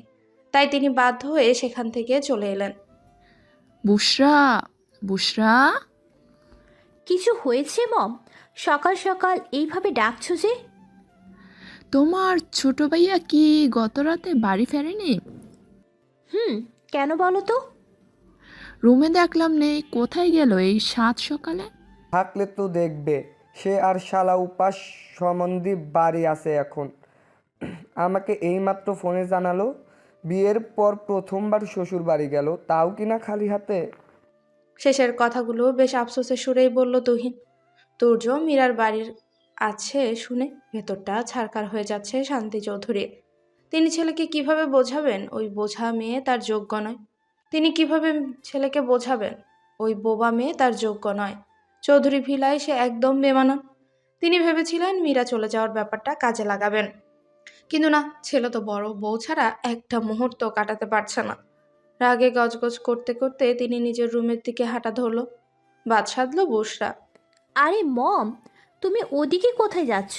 খাবে না? এ কি ভাইয়া, আপনি তো দেখছি কিছুই খাচ্ছেন না। বলেই মিলি তুর্যের প্লেটে আবারও খাবার ভরিয়ে দেয়। আর তা তৃপ্তির সঙ্গে চেয়ে দেখছেন আহাদ সাহেব। বোনের অনুপস্থিতিতে ওনার ছোট্ট মিলি সবকিছু সামলে নিচ্ছে ভেবেই হাসি ফুটে ওঠে মুখে। আহাদ সাহেবের একমাত্র বোনের কথা খুব মনে পড়ছে। ওনার বোনটা যদি বেঁচে থাকতেন তাহলে হয়তো সবকিছু অন্যরকম হতো। মিলির জায়গায় ওনার বোন থাকতেন, আর একমাত্র জামাইকে নিজ হাতে সযত্নে খাওয়াতেন। গোপনে একটা দীর্ঘশ্বাস ফেললেন আহাদ সাহেব। তুর্য, ঘাড়ে কিভাবে ব্যথা পেলি? কি অবস্থা দেখি দেখি। মাহির তড়িঘড়ি দেখতে গেলে তুর্যের কথায় অপ্রস্তুত হয়ে যক্ষা রোগীর ন্যায় কাশতে থাকে। মানুষরূপী মেনি বিড়ালে কামড় দিয়েছে, সমস্যা নেই, সেরে যাবে। আর চোখে মীরাকে একবার দেখে নিয়ে উত্তর দেয় তুর্য। তুর্যের এহেন কথায় আহাদ সাহেবও অপ্রস্তুত হয়ে যান, তবে সেটা প্রকাশ করলেন না। তিনি নিজের মতো করেই খেতে থাকলেন। আর মিলি তো পারে না টেবিলের নিচে গিয়ে বসে। এদিকে মীরা নিজের কাণ্ডের কথা মনে করে নজর এদিক সেদিক করতে থাকে। সে লজ্জার সাথে সাথে ভীষণ অনুতপ্ত। কিছুক্ষণ অতিবাহিত হওয়ার পর তুর্য মীরার উদ্দেশ্যে বলে, বিকালে তৈরি থাকবে, হসপিটাল থেকে এখানে এসে তোমাকে নিয়ে একসাথে বাড়ি ফিরবো। নিমিষে মীরার লজ্জা রাঙা মুখটা অন্ধকারে ঢেকে যায়। সেভাবেই ছলছল নয়নে ভাইয়ের দিকে তাকায়। মাহির বুঝতে পারে তার কলিজার টুকরোটা আজ যেতে চাইছে না, তাই সে তুর্যকে উদ্দেশ্য করে বলে, তুর্য, ও থাক না, 2 দিন পরে আমি গিয়ে দিয়ে আসবো। কোনো দরকার নেই, আমার বউকে আমি নিয়ে যেতে পারবো। মাহির বুঝতে পারে বন্ধু তার উপর রেগে আছে, তাই আর কথা বাড়ালো না। সবাই নিজের মতো করে খাচ্ছে, কারো মুখেই কোনো কথা নেই। নীরবতা ভাঙলো মীরার জোরে গ্লাস রাখার শব্দে। মীরা তার ভাইকে হাতের ইশারায় কি যেন বোঝালো, অতঃপর উঠে চলে গেল নিজের রুমে। এখানে উপস্থিত সকলের ব্যাপারটা বুঝলো, তুর্য কিছুই বুঝলো না। কি বললো ও? আর কিভাবে বুঝলি? দেখ তুর্য, কারো ইশারা বুঝতে গেলে, স্পেশালি যারা কথা বলতে পারে না, তাদের ক্ষেত্রে সর্বপ্রথম সেই মানুষটাকে বুঝতে হয়। হ্যাঁ হোয়াইট রোজ, তুমি এখানে কি করছো? ওয়েট ওয়েট, তুমি? টিফিনের ঘন্টা বাজতেই হই হুল্লোড় শুরু হয়ে গেছে চারদিকে। তবুও মীরার মধ্যে কোনো রকম হেলদোল দেখা যাচ্ছে না। আগের ক্লাসটা না হওয়ার সুবাদে সে একটা গল্পের বই পড়ছিল, আর এখনও পড়েই যাচ্ছে। তার আশেপাশে কি হচ্ছে সেদিকে কোনো হুঁশ নেই তার। সে এখন গল্পের মধ্যেই মজে আছে। 6 বছর আগে সে ওইভাবে বান্ধবীদের সাথে হুল্লোড় করে বেড়াতো, কিন্তু এখন সে নিশ্চুপ। প্রয়োজন ছাড়া নিজের জায়গা ছেড়ে ওঠে না। প্রথম প্রথম শোকাহত কারণে এভাবে থাকলেও পরবর্তীতে তা অভ্যাসে পরিণত হয় মীরার। এখন সে দ্বাদশ শ্রেণীতে পড়ছে। তার দুই প্রিয় বান্ধবী নাবিলা ও কুসুম বর্তমানে কলেজের 2য় বর্ষের ছাত্রী। সেও তো তাদের বান্ধবীদের সাথে এখন কলেজে পড়তো, যদি না সেদিন সেই ভয়ঙ্কর দুর্ঘটনাটা না ঘটতো। তবে সে থেমে নেই, একটু পিছিয়ে গেছে মাত্র। তাতে কি, তার মেধা সে একই আছে। তখনও তার সবার প্রথমেই নাম উঠত, এখনও সেটা। মীরার দুই বান্ধবী প্রতিদিন টিফিন টাইমে মীরার ক্লাসরুমে এসে সেই সময়টুকু আড্ডা দিত। মীরা চুপ থাকলেও দুই বান্ধবীর গল্প খুব করে উপভোগ করত। কিন্তু এখন সেটা আর হওয়া সম্ভব নয়। তারা তো সে কবেই চলে গেছে তাদের নিজ লক্ষ্যের দিকে, মীরার থেকে দুধাপে গিয়ে।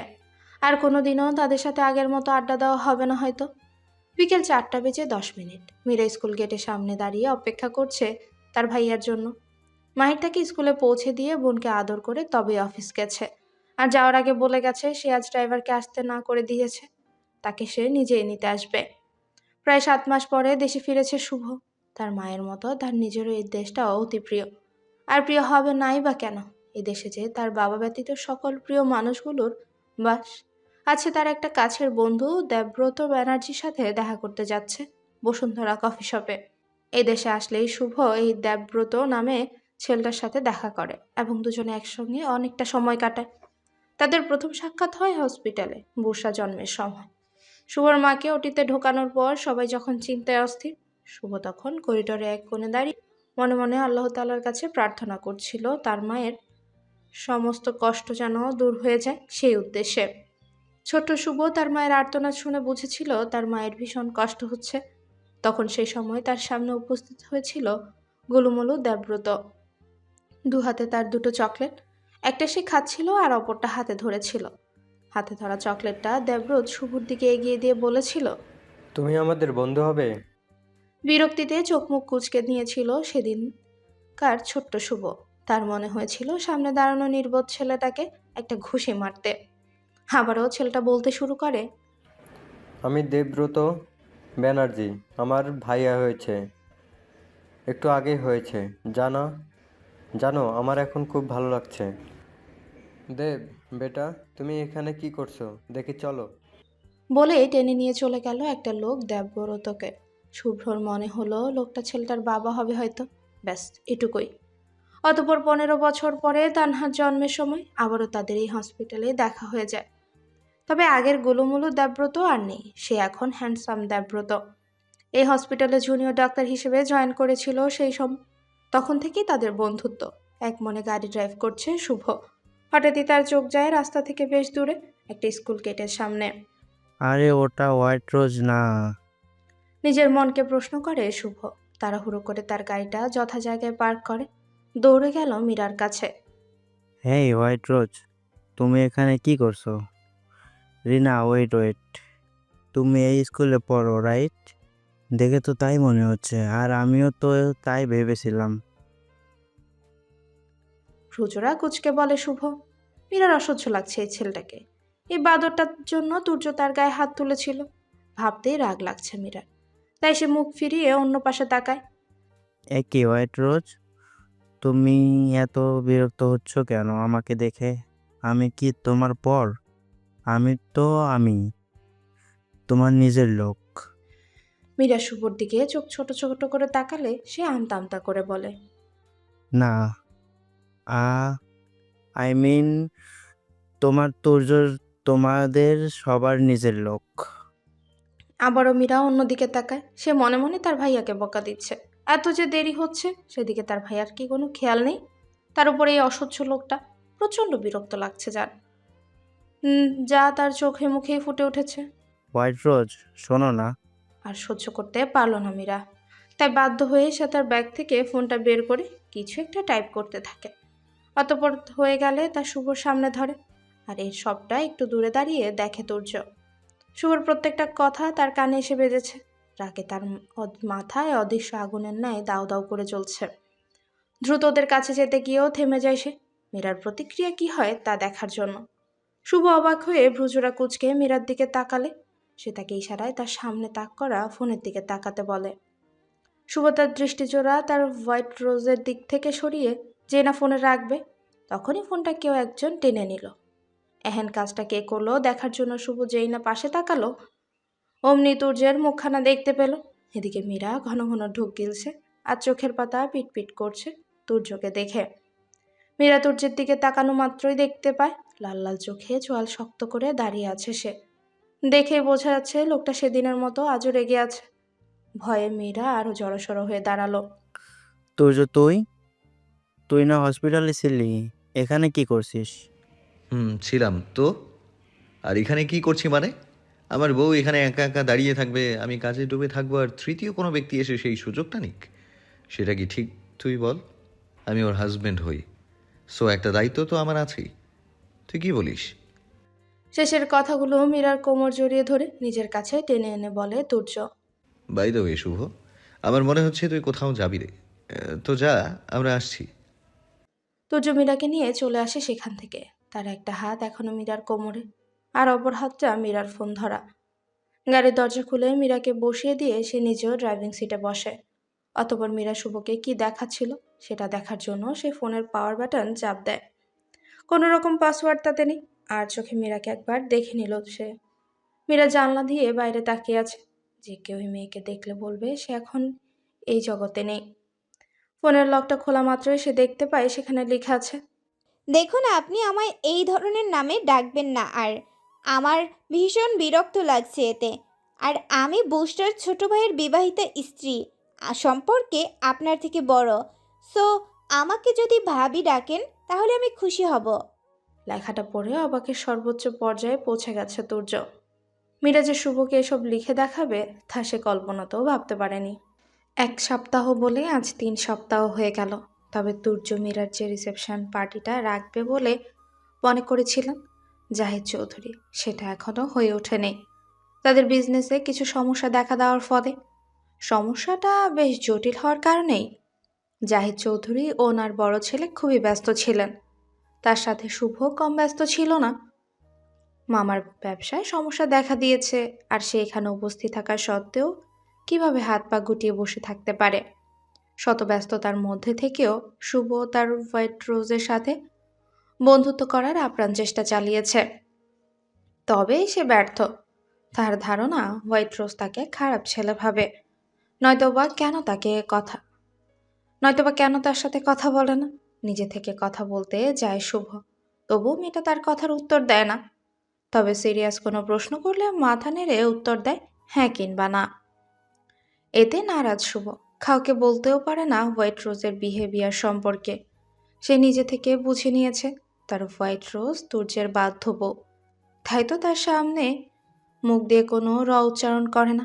আজ সকাল সকাল জাহিদ চৌধুরী ব্রেকফাস্ট টেবিলে সবার উদ্দেশ্যে জানিয়ে দিয়েছেন 2 সপ্তাহ আগে যে রিসেপশন পার্টি হওয়ার কথা ছিল সেটা কাল হবে। সবাইকে কার্ড দেওয়া শেষ, আর এও জানান মীরাদের বাড়িতে তিনি নিজে গিয়ে কার্ড দিয়ে এসেছেন। তুহিন, শুভ ব্যতীত তুর্য সহ সকালেই অবাক হয়ে গেছে। তাদের কারণই মনেই ছিল না এ ব্যাপারে। তুর্য আর চোখে তার পাশে দাঁড়ানো মীরাকে দেখে নেয়, কিন্তু তাকে দেখে বোঝার উপায় নেই যে সে আনন্দিত নাকি বিরক্ত। দ্বিতীয়বার মীরা এ বাড়িতে এসে থেকে তুর্যকে এড়িয়ে চলেছে। আগেও যে তার সাথে সেভাবে খাতির ছিল তা কিন্তু নয়। তবু তুর্যর কেন যেন মনে হচ্ছে মেয়েটা তাকে এড়িয়ে চলছে।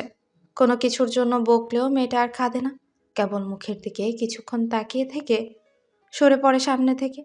এতে তুর্য ভীষণ বিরক্ত। ইদানিং তুর্যের কোনো কিছুতেই সহজে মন বসতে চাইছে না, কেমন যেন দম বন্ধ হয়ে আসতে চাইছে সারাক্ষণ। অস্থিরতা ভুগছে সে। আচ্ছা, তার কি কোনো কঠিন অসুখ হলো? তবে এত বড় ডাক্তার হয়ে ধরতে পারছে না কেন সে? মনের প্রশ্ন মনেই থেকে যায় তুর্যের। আবারও শোনা যায় জাহিদ চৌধুরীর কণ্ঠনালীর আওয়াজ। তাহলে ব্রেকফাস্ট ছেড়ে এক্ষুনি তোমরা শপিংয়ে চলে যাও। কেনাকাটা করতে তো সময় লাগবে। আর তুমিও যাবে সবার সাথে। শেষের কথাটা তিনি তুর্যের উদ্দেশ্যে বলেন। নো ড্যাড, আমার একটা ইম্পর্ট্যান্ট মিটিং আছে, সেখানে যাওয়া লাগবে। বলে তুর্য। মীরা শপিংয়ে যাবে বলে তৈরি হতে এসেছে নিজেদের রুমে। রুমের এক কোণে রাখা তার ট্রলি ব্যাগ থেকে জামা বের করতেই গেলে সে বেকুব বনে যায়। তার ব্যাগে জামা কাপড় ছাড়া আরও নানান প্রয়োজনীয় জিনিস ছিল, সেগুলোর একটাও ব্যাগে নেই। তার মাথা পুরো ফাঁকা ফাঁকা লাগছে। সে মনে করার চেষ্টা করছে সেগুলো সে কোথায় রেখেছে, কিন্তু না, সে তো এখানেই রেখেছিল। তার স্পষ্ট মনে আছে। অস্থির হয়ে মীরার রুমের কোণা থেকে কোণা দেখছে বারংবার। কি সমস্যা? এইভাবে ছোটাছুটির মানে কি? তুর্যের প্রশ্ন করা মাত্রই তার সামনে ছুটে আসে মীরা। অতঃপর তুর্যের দিকে কিছুক্ষণ তাকিয়ে থেকে ঠোঁট উল্টে ভ্যাঁ করে কেঁদে দেয়। আচমকা মীরাকে এভাবে কান্না করতে দেখে অস্থির হয়ে পড়ে তুর্য। মীরা, এই মেয়ে, এই কি হয়েছে? আমাকে বলো, কেউ কিছু বলেছে? কে বকেছে বলো?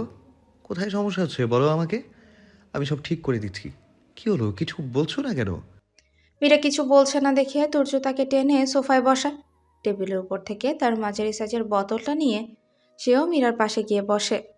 অতঃপর বোতলের চিপি খুলে মেয়েটাকে একপাশ থেকে জড়িয়ে ধরে আর পানি পান করায়। পানি পান করানো হয়ে গেলে তুর্য মীরাকে তার বুকে টেনে নিয়ে মাথায় হাত বুলায়। যতক্ষণ না মেয়েটা শান্ত হয় ততক্ষণ।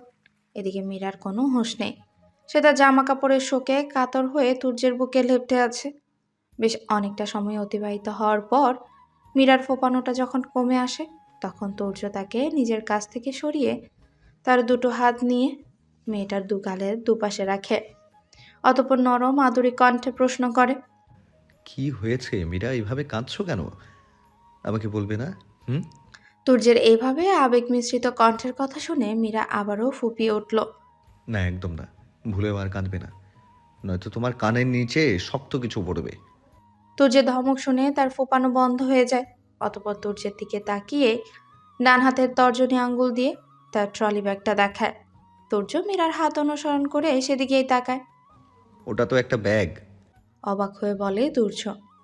এবার মীরা বসা থেকে উঠে হন্তদন্ত হয়ে ব্যাগটার কাছে গিয়ে সেটা টেনে তুর্যের সামনে এনে রাখে। অতঃপর প্রত্যেকটা চেন খুলে খুলে দেখায়।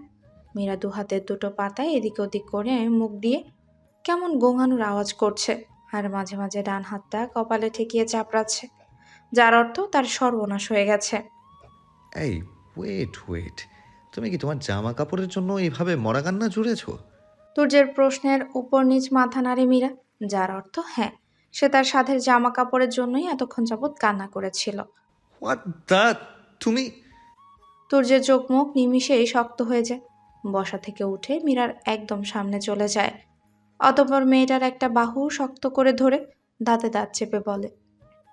লিসেন, আর কোনো দিনও যেন এই সামান্য ফালতু কারণে তোমার চোখের পানি না দেখি, নয়তো। অর্ধেক বলে ছেড়ে দেয় তার বাহু। উল্টো ঘুরে বড় বড় দুটো শ্বাস নিয়ে আবারও সামনে ঘুরে এক হাত দিয়ে মীরার কোমর টেনে একদম নিজের সাথে মিশিয়ে নেয়। অতঃপর মীরা চোখে চোখ রেখে বলতে শুরু করে। তোমার চোখের সামান্য পানিতে কারো বুকে আগুন জ্বলে, আর সেই আগুন তার জ্বলে পুড়ে ছাই হওয়ার উপক্রম। ছেড়ে দেয় তুর্য মীরাকে, আর যাওয়ার আগে বলে যায়। যেটা যেখানে থাকার দরকার সেটা সেখানেই আছে, তুমি নির্বোধের মতো কাবার্ড দেখতে ভুলে গেছো। এদিকে হা করে তুর্যের যাওয়ার পানে তাকিয়ে আছে মীরা। সে বুঝতে পারছে না তুর্য এসব কি বলে গেল। এখানে তো তুর্য ছাড়া আর কেউ নেই, আর তার কান্না সে ছাড়া তো কেউ দেখেও নি। তার মানে আর ভাবতে পারছে না মীরা। তার চোখ আপনা আপনি বড় হয়ে যায়। তুর্য ড্রয়িং রুমের সোফাতে বসে ফোন চাপছে। সে কোথাও যাওয়ার জন্য রেডি হয়ে সিঁড়ি দিয়ে নামার সময় তার কানে আসে শুভর অস্থির কণ্ঠস্বর। ভাবিমণি, তোমরা মেয়েরা এত দেরি কি করে করতে পারো? একবার বলবে প্লিজ? শুভর এত অস্থির ভাব দেখে ভ্রুজোড়া কুচকেই প্রশ্ন করে তুর্য। এত অস্থির হচ্ছিস কেন? কোথাও যাবি? আমি একা না, তুই মামা বাদে সবাই যাচ্ছি আমরা। কোথায়? কোথায় আবার? শপিংয়ে।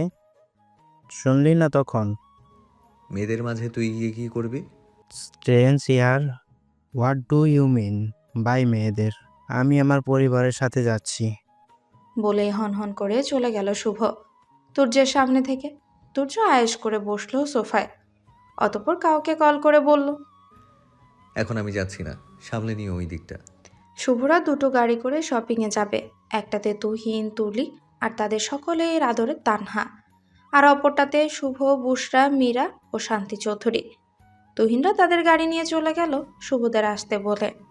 বুশরা আগে আসুক, তারপর তার দেখাচ্ছি মজা। কি যে করছে ঘরের দরজা আটকে, ওই বোবা মেয়েটাকে নিয়ে যত সব আদিক্ষেতা। গাড়িতে বসে থাকতে থাকতে বিরক্ত হচ্ছেন শান্তি চৌধুরী। আসলেই ঠিক বলছো মামি, মেয়েটা বোবাই বটে। তা না হলে এত হ্যান্ডসাম একটা ছেলে তাকে যেচে কথা বলতে চায়, আর সে কি করে?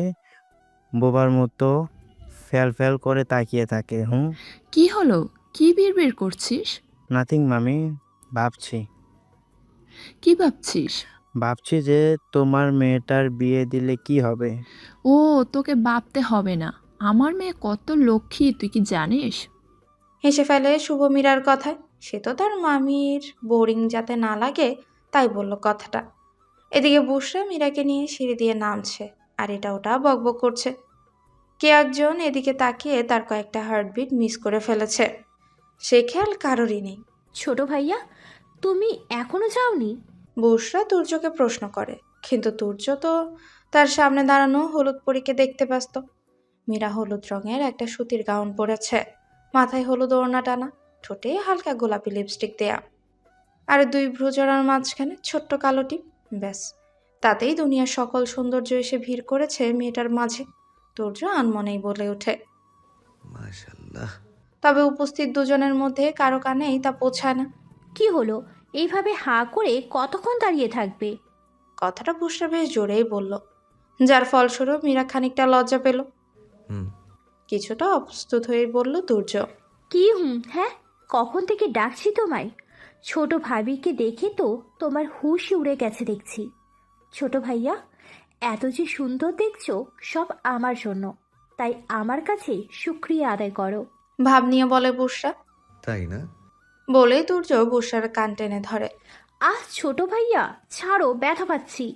ড্যাড কিন্তু বাড়িতেই আছে, ডাক দেবো এক্ষুনি। খাদো খাদো মুখ করে বলে বুশরা। যা দেখে ছেড়ে দেয় তুর্য, আর মুখে বলে, যা ভাগ। বুশরা তার ছোট ভাইয়ার কাছ থেকে ছাড়া পাওয়া মাত্রই দিল এক ভোদক। মীরাও বুশরাকে অনুসরণ করে যেতে গেলে তুর্যের কথায় থেমে যায়। তুর্য আবারও আগের ন্যায় আয়েশি ভঙ্গিতে বসে পড়ে। তোমাকে যেতে বলিনি, এখানে এসে বসো। তুর্য তার পাশে ফাঁকা জায়গাটা দেখিয়ে গম্ভীর সুরে বলে। মীরার বুক কাঁপতে থাকে। এ লোকটা চাইছে কি? তাকে কি যেতে দেবে না ভাবছে মীরা।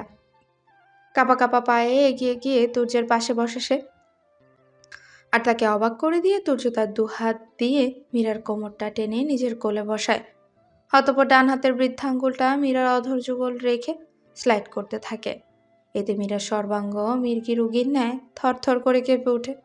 যেখানে ন্যাচারাল লিপস দেখে কারো হুঁশ উড়ে যায়, সেখানে সব কৃত্রিম সৌন্দর্যের মানে কি? মোহনীয় কণ্ঠে বলে তুর্য। অতঃপর পকেট থেকে রুমাল বের করে মীরার অধর যুগলে চেপে ধরে মুছে দেয়। ঘন ঘন ঢোক গিলছে মীরা, নিঃশ্বাস নিতেও ভুলে গেছে সে। তার মুখ বিরল লাল, নীল গোলাপি রং ধারণ করছে মুহূর্তেই। আখি জোড়া সামান্য উপরে তুলে লোকটার বানা তাকালো। এক চোখ টিপ মারে তুর্য, যা আরও একরাশ লজ্জারা রাঙিয়ে দিয়ে গেল তাকে। কি হলো বুশরানি? ওই বোবা মেয়েটা কোথায়? ভাইয়ার কথা বলার ধরন দেখে পুরো থ হয়ে যায় বুশরা। হঠাৎই বুশরার চোখ মুখের পরিবর্তন দেখে অবাক হয়ে প্রশ্ন করে শুভ। কি হলো? তোকে এমন লাগছে কেন? আমার ভাইয়া যে কারোর অসহায়ত্বের খোঁচা মারে, সেটা আমার আগে জানা ছিল না। হঠাৎ তার এই রূপ দেখছি তো, তাই নিজেকে অস্বাভাবিক লাগছে। কথা বলতে গিয়ে দুফোঁটা অশ্রু গড়িয়ে পড়ে বুশরার গালবে। শুভ বুশরার চোখে পানি দেখে অপ্রস্তুত হয়ে যায়। সে বুঝতে পারছে না হঠাৎ তার বোনের কি হয়ে গেল। বুশরা আমি। শুভকে কথাটা সম্পূর্ণ করতে না দিয়ে শান্তি চৌধুরী বলেন। কি হচ্ছেটা কি বুশরা? ভাইয়ের সাথে তুমি কিভাবে কথা বলছো? আর শুভ মিথ্যা কি বলছে? বোবাকে বোবা বলেছে, তাই বলে মহাভারত অশুদ্ধ হয়ে যায়নি? এক্স্যাক্টলি মম, আমি আমার মাকে খেয়েছি, আমাকে জন্ম দিতে না দিতেই। বুশরা! চেঁচিয়ে ওঠেন শান্তি চৌধুরী মেয়ের মুখে এহেন কথা শুনে। কেন মম? এই সত্যিটা বললে তো কোনো মহাভারত অশুদ্ধ হবে না। সেদিন খালামণি তো ঠিকই বলেছিলেন আমার জন্য। অবশ্য একটু কষ্ট পেয়েছিলাম, তাতে কি, এটাই তো সত্য। তবে তুমি কেন সত্যটা না মানতে পেরে নিজের বড় বোনকে বাড়ি থেকে বের করে দিয়েছিলে? আচ্ছা মম, একটা সত্যি কথা বলবে? আচ্ছা, ছোট ভাবির মতো যদি আমার মুখের কথা না থাকতো, ওই দুর্ঘটনাটা ছোট ভাবির না হয়ে যদি আমার হতো, তবে আমাকেও কি এভাবেই বলতে তোমরা? ধপ করে ওখানেই বসে পড়ে বুসরা। তার আখি জোড়া থেকে অবিশ্রান্ত নোনা পানির ধারা বইছে। শুভ বুসরার কথা শুনে কিংকর্তব্য বিমূঢ়। তার মানে তার মামি তখন সেটা মজা করেনি, সত্যি সত্যি বলেছিল। আর সত্যিই তো, সে কখনো তার ওয়েট্রোসকে কারোর সাথে কথা বলতে দেখেনি, এমনকি তুর্যের সাথেও নয়। আচ্ছা, একটু আগের কথাটা যদি তার ওয়েট্রোস শুনতো, তবে কি খুব বেশি কষ্ট পেত সে? আর কিছু ভাবতে পারছে না শুভ। তার পুরো মাথা ফাঁকা ফাঁকা লাগছে। শান্তি চৌধুরী গাড়ি থেকে নেমে পড়েছেন। ওনার একমাত্র আদরের রাজকন্যার চোখের সামান্য অশ্রু তিনি সহ্য করতে পারবেন না। এই মেয়েকে তিনি পেটে ধরেননি তো কি হয়েছে? এই মেয়ের সাথে ওনার রক্তের সম্পর্ক নাই থাকুক, আত্মার সম্পর্ক তো ঠিকই আছে। শান্তি চৌধুরী ওনার মেয়েকে দুহাত দিয়ে জাপটে ধরেন, অতপর বুসরার সারা মুখে চুমু দিয়ে বলেন, এসব কি কথা আমার সোনা মায়ের? তুমি আমার একমাত্র কলিজার রাজকন্যা না? হুম। আর কোনো দিনও যদি তোমার মুখে এসব ফালতু কথা শুনি, সেদিন দেখবে আমি কি জিনিস। আর শুভ, আমার ছোট বৌমার জন্য কি শুনছি? আর কোনো দিন যেন তোমার মুখে এসব না শুনি। শান্তি চৌধুরী মেয়েকে নিচ থেকে টেনে তুলেন, অতপর মেয়েকে সাথে নিয়ে গাড়িতে বসলেন। তোমার ছোট্ট ভাবি আসছে না যে? মীরা আসছে না দেখে প্রশ্ন করে শান্তি চৌধুরী। ছোট ভাবি ছোট ভাইয়ের সাথে আছে, হয়তো তারা দুজনে একসাথে যাবে। নাক টেনে উত্তর দেয় বুসরা। সকলে শপিং করা সম্পূর্ণ হলে যে যার মতো এসেছিল সেভাবে গাড়িতে চলে গেল, তুর্য আর মীরা ব্যতীত। তুমি এখানে দাঁড়াও, আমি গাড়ি নিয়ে আসছি। তুর্য বলার সঙ্গে সঙ্গে মীরা দুপাশে জোরে জোরে মাথা নাড়ে, যার অর্থ সে কিছুতেই একা একা এখানে দাঁড়াবে না। তাই বাধ্য হয়ে তুর্য মীরার হাতটা ধরে হাঁটা ধরল পার্কিং লটে। ঝড়ের গতিতে কেউ একজন এসে ঝাঁপিয়ে পড়ে তুর্যের উপর। তাল সামলাতে না পেরে সামান্য পিছিয়ে যায় তুর্য, তবুও মীরার হাত ছাড়ে না। জান, আমি ভাবতেও পারিনি এখানে এসে তোমার সাথে দেখা হয়ে যাবে। তো তুমি একদম ঠিক ছিলে। সত্যিকারের ভালোবাসা কখনো ভোলা যায় না। আমিও পারিনি, সেটা বুঝতে অবশ্যই একটু দেরি হয়েছে, কিন্তু আমি বুঝে গেছি তুমি ছাড়া আমি কিছুই না। আমি অনেক চেষ্টা করেছি তোমার সাথে যোগাযোগ করার, কিন্তু পারিনি। তাই দেখো না, সব কিছু ফেলে তোমার কাছে চলে এসেছি। আর কোথাও যাব না, তোমার কাছেই থাকবো সারা জীবন, এখানটাই মাথা রেখে। তুর্যের বুকে তর্জনী আঙ্গুল ঠেকিয়ে বলে মেয়েটা। তুর্য নড়তে ভুলে গেছে, একদম স্থির হয়ে দাঁড়িয়ে আছে সে। তার হাতের মুঠোর মধ্যে থাকা মীরার হাতটা আস্তে আস্তে ঢিল হয়ে আসে। একরাশ দুঃখরা এসে ভিড় করছে মীরার মনে। সে অনুভূতি শূন্য হয়ে দাঁড়িয়ে একবার নিজের হাতের দিকে তাকায়, যেটা এতক্ষণ তুর্যের হাতের মুঠোর মধ্যে ছিল। তো আরেকবার তার স্বামী নামক লোকটাকে জড়িয়ে ধরা মেয়েটার দিকে তাকায়। তার মুখ দেখা যাচ্ছে না। মেয়েটা তার মুখ ডুবিয়ে দিয়েছে তুর্যের বলিষ্ঠ চড়া বুকে। হঠাৎই মেয়েটার একটা কাজে মীরার সারা শরীর থরথর করে কাঁপতে শুরু করে দিয়েছে। তার চোখ ফেটে কান্নাগুলো উপচে আসতে চাইছে। মেয়েটা তার হাত দিয়ে তুর্যের দু হাত টেনে নিজের কোমর জড়িয়ে নেয়, অতপর মুখ এগিয়ে নিয়ে তুর্যের পুরুষালিপ্ত অধরে নিজের নরম অধর যুগল দিয়ে চুমু করতে যায়। কিন্তু চুমের কার্য সম্পূর্ণ করতে দেয় না তুর্য। তার আগে মেয়েটার কোমর থেকে এক ঝটকায় হাত ছাড়িয়ে জোরে ধাক্কা দেয়, যার ফলস্বরূপ মেয়েটা তুর্যর থেকে বেশ অনেকটা দূরে ছিটকে পড়ে। যেমনটা এতদিন আমার থেকে দূরে ছিলে তেমনটাই থাকবে, সেটাই তোমার জন্য মঙ্গল। হিসিয়ে কথাগুলো বলে পুনরায় মীরার হাত নিজের হাতের মুঠোয় নিয়ে হাঁটা দেয় তুর্য। এদিকে মেয়েটার চোখে মুখে দেখা দেয় একরাশ কৌতূহল। সে বুঝতে পারে না তুর্যের সাথে মেয়েটাকে কেমন চেনা চেনা লাগছে। তবে এটা যে বুশরা হবে না সেটা সে 100% শিওর, কারণ বুশরাকে সে চেনে। সামনাসামনি না দেখেও ধৈর্যর ফোনে তো দেখেছিল। আর যাই হোক, মেয়েটার ব্রেন অতটা কমও নয় যে সে গুলুমুলু সেই ছোট্ট বুশরাকে চিনতে ভুল করবে। মারিয়া, তোকে তুর্য চৌধুরী পাত্তা দিল না। তুর্য তার মারিয়াকে ধাক্কা দিল। How is possible? বিড়বিড় করে বলে মারিয়া নামের মেয়েটা। থমথমে চেহারা নিয়ে ড্রাইভিং সিটে বসে আছে তুর্য। রাগে তার মাথা ছিঁড়ে যাওয়ার উপক্রম। মীরা তার দিকে ফিরেও তাকাচ্ছে না। জানলা দিয়ে বাইরে তাকিয়ে চোখের পানি ঝরাচ্ছে মেয়েটা, যা তুর্যের একেবারে অসহ্য লাগছে। তুর্য সিট বেল্ট খুলে মীরার একদম কাছে চলে যায়। অতঃপর তার ডান হাত দিয়ে শক্ত করে মেয়েটার গাল চেপে ধরে। এই মেয়ে, তোর সমস্যাটা কোথায় একটু বলবি? কেন এত প্যানপ্যানানি শুরু করেছিস? হয়েছে এটা কি? কি হলো? কিছু বলছিস না কেন? আরে তোকে কিছু বলেছি, উত্তর কেন দিচ্ছিস না? আরে এই মেয়ে, তোকে না করেছি কান্না করতে, তবে চোখের পানি কেন ফেলছিস? বলেছি না তোর চোখের পানি দেখলে ভয়ঙ্কর কিছু করে বসবো।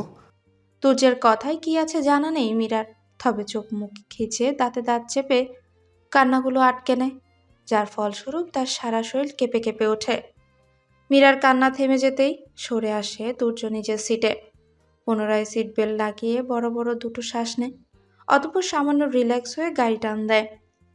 তুর্যদের গাড়ি এসে থামে চৌধুরী বিলার গেটের সামনে। মীরা আর চোখে তুর্যকে দেখে নেয় একবার। লোকটা মনে হয় এখনো রেগে আছে। আচ্ছা, তুর্য কি মীরার কান্নার জন্য এভাবে রেগে গেল, নাকি ওই মেয়েটার উপর যত রাগ হয়েছিল তা মীরার উপর ঝাড়ল? মনে মনে এসব ভেবেই চলেছে মীরা। কি হলো, এখানে বসে থাকার ইচ্ছা আছে নাকি? তুর্য বলতেই মীরা তাড়াহুড়ো করে গাড়ির দরজা খুলে নামতে গেলে তার একটা হাতে টান লাগে। ঘাড় ঘোরালেই দেখতে পায় তুর্যের হাতের মধ্যে তার হাত, আর তার দৃষ্টিজোড়া মীরাতেই নিবদ্ধ। তা দেখে মেয়েটা তার নয়নজোড়া এদিক ওদিক করতে থাকে। এখন গিয়ে একটা শাওয়ার নেবে, তারপর নিচে এসে লাঞ্চ করে রেস্ট নেবে। আমার ফিরতে দেরি হবে। কথাগুলো বলে তুর্য মীরার কপালে উষ্ণ চুমু এঁকে দেয়। তারপর হাত ছেড়ে বলে যাও। এতে মীরা খুব বেশি অবাক হয় না, কারণ কদিন যাবৎ এই লোকটা তার সাথে এভাবে ট্রিট করছে। তার মাথায় এখন পার্কিং লটের তুর্যের উপর ঝাঁপিয়ে পড়া মেয়েটা ঘুরঘুর করছে। মীরা খুবই সরল, তাই বলে অতটাও বোকা নয়। সে ভালো মতোই বুঝতে পারছে তুর্যের সাথে মেয়েটার কিসের সম্পর্ক, আর সেটা এখনো আছে নাকি সেটাই জানতে হবে মীরাকে। আচ্ছা, যদি কিছুই না থেকে থাকে তবে মেয়েটাও ভাবে লিপ কিস করতে চাইলো কেন? আর তুর্য কেন বলল না মেয়েটাকে যে মীরা তার বিয়ে করা বউ? এই সমস্ত প্রশ্ন মীরার মাথায় ঘুরপাক খাচ্ছে। আজ সন্ধ্যাটায় এত পানসে কেন মামি? সিঁড়ি বেয়ে নামতে নামতে শুভ প্রশ্ন করে তার মামিকে। তুহিন, বড় বৌমা আর আমার দিদিমণিটা তার নানু বাড়ি গেল আবারও তাদের স্পেশাল বাপ দাওয়াত করতে। শেষের কথাটা মুখ বাঁকিয়ে বললেন শান্তি চৌধুরী। আমাকেও তো সঙ্গে নিতে পারতো। নিতে চেয়েছিল, তুই যাসনি। হোয়াট? তোকে অনেকবার ডাকা হয়েছিল কিন্তু তুই ঘুমে বিভোর ছিলি। আচ্ছা বল, কি খাবি? 1 কাপ কড়া কফি, মাথাটা বেশ ধরেছে। শান্তি চৌধুরী একজন মেয়েটকে ডেকে 1 কাপ কড়া কফি দিয়ে যেতে বলেন। শুভ কফির মগটা নিয়ে বসার দরজার সামনে দাঁড়ায়। তার একমাত্র বোন তার উপর অভিমান করেছে। সেই অভিমানকে ধূলিসাৎ করতেই দরজায় টোকা দেয় শুভ। কে? একটু পরে এসো, পড়ছি এখন। বলে বুসরা। সে জানে দরজার ওই পাশে এখন কে হতে পারে। বসু, দরজাটা একটু খোল পাখি, ভাইয়ার দরকারি কথা আছে তো। পরে বলবো, এখন সময় নেই, বিজি আছি। এমনিতেই কাল সারাদিন ব্যস্ত থাকবো, তাই এখন একটু পড়তে দাও। এই মাসে পরীক্ষা আমার। শুভ বুঝে গেছে তার অভিমানী বোন এখন দরজা খুলবে না, তাই আর বৃথা চেষ্টা না করে ছাদের দিকে পা বাড়ালো। শুভ ছাদে পা দিতেই এক অদ্ভুত সৌন্দর্যের সম্মুখীন হয়। ছাদের রেলিং ধরে রাস্তার দিকে মুখ করে এক নারী অভয় দাঁড়িয়ে আছে। কোমর ছাড়িয়ে রেশমি চুলগুলো পড়ে রয়েছে পিঠে, আর সেই নারী অভয়টি তার দৃষ্টি স্থির রেখেছে সুদূর আকাশের ওই অর্ধচন্দ্রটাকাটার দিকে।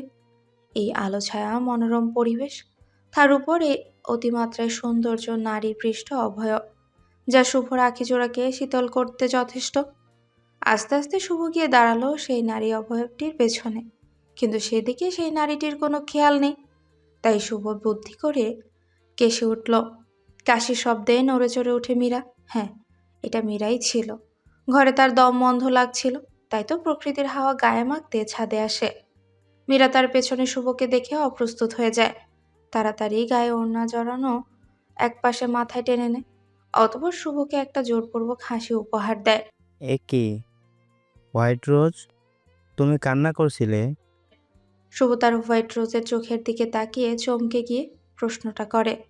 মীরা আবারও তার ঠোঁটে যথা হাসি বজায় রাখার চেষ্টা করে দুদিকে মাথা নাড়ে। তাহলে তোমার চোখে এগুলো এমন ফোলা ফোলা লাগছে কেন? শুভকে আবারও প্রশ্ন করতে দেখে মীরা মুচকি হেসে চোখ দুটো বন্ধ করে একপাশে মাথা নাড়ে, যার অর্থ এমনি। White rose, I am sorry.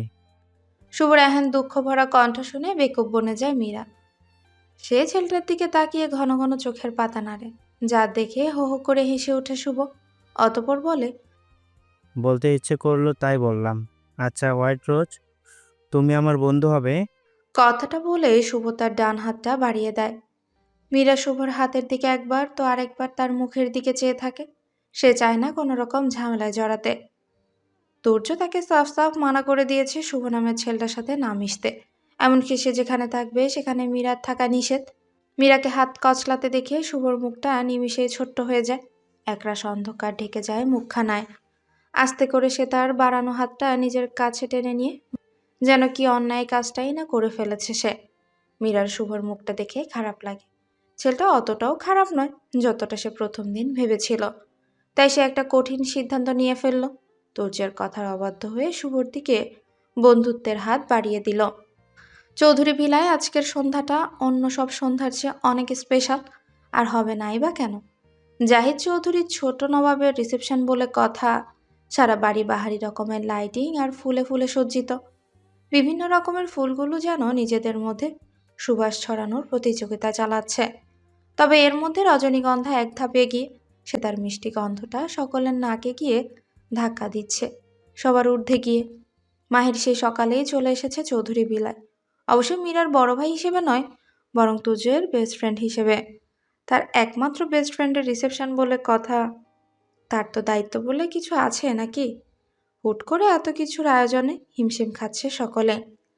তবে এরই মধ্যে শুভকে দেখা গেল নীল রঙের পাঞ্জাবি পরে সিল্কি চুলগুলো হাত দিয়ে সেট করতে করতে এদিকেই আসছে। কি ব্রো, আর আর কতক্ষণ? মাহিরের উদ্দেশ্যে বলল শুভ। এই তো। বলেই মাহির শুভর দিকে ফেরে।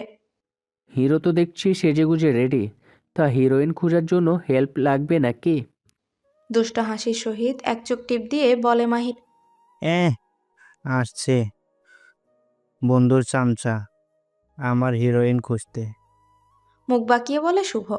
মাহির শুভর পেটে খোঁচা দিয়ে বলে, তুহিন ভাইয়া বাদে তোদের দুই ভাইয়ের পেটে শুধু হিংসাতে ভরপুর। দুটোই তোরা কুমির। আর তোমার বন্ধু যে মাথায় 10 কেজি ইগো নিয়ে ঘোরে, তার বেলায় মাহির ভাই, আপনার হাসিতে কেউ একজন বারবার খুন হয়, সেই খেয়াল কি রাখেন আপনি? মাহিরকে হাসতে দেখে দূরে দাঁড়ানো বুশরা বিড়বিড় করে বলে, আজকে আমি আমার মনের কথা বলে দেব আপনাকে। এতে আমাকে যদি বেহায়া বলেন তবে তাই শ্রেয়। ভালোবাসার মানুষটার কাছে একটু বেহায়া হওয়াই যায়। এক ছুটে উপরে চলে গেল বুশরা। ঠোঁটে তার মিটি মিটি হাসি। স্টেজের উপরে পাশাপাশি দুটো সিংহাসন পাতা, তাতে বসে আছে তুর্য মীরা। তাদের দুজনের মুখে হাসির ছিটে ফোটাও নেই, তবে মীরা জোরপূর্বক হাসার চেষ্টা করছে। কি সমস্যা? এভাবে আমার দিকে আর চোখে তাকানোর মানে কি? লোকজনের দৃষ্টি আমাদের দিকেই তাক করা। সো স্টুপিডের মতো আমাকে দেখা বন্ধ করে সামনে তাকাও। দাঁতে দাঁত চেপে বলে তুর্য। একটু আগের ঘটনার জন্য যে লোকটা বেজায় রেগে আছে তা বুঝতে বাকি থাকে না মীরার। ফ্ল্যাশব্যাক। মীরাকে সাজানোর জন্য আলাদা করে পার্লারের মেয়েদের দরকার পড়েনি, কারণ আমাদের বসুরানে বসুরা একাই 100। মাহির কারো সাথে ফোনে কথা বলছে, তবে কার সাথে বলছে তা বোঝা গেল না। কই হলো তোমাদের? নিচে যে সকলে ওয়েট করে আছে হোয়াইট রোজকে দেখবে বল। বাকি কথা গলায় আটকে যায় শুভর। আর তার দৃষ্টি স্থির হয়ে গেছে তার হোয়াইট রোজের উপর।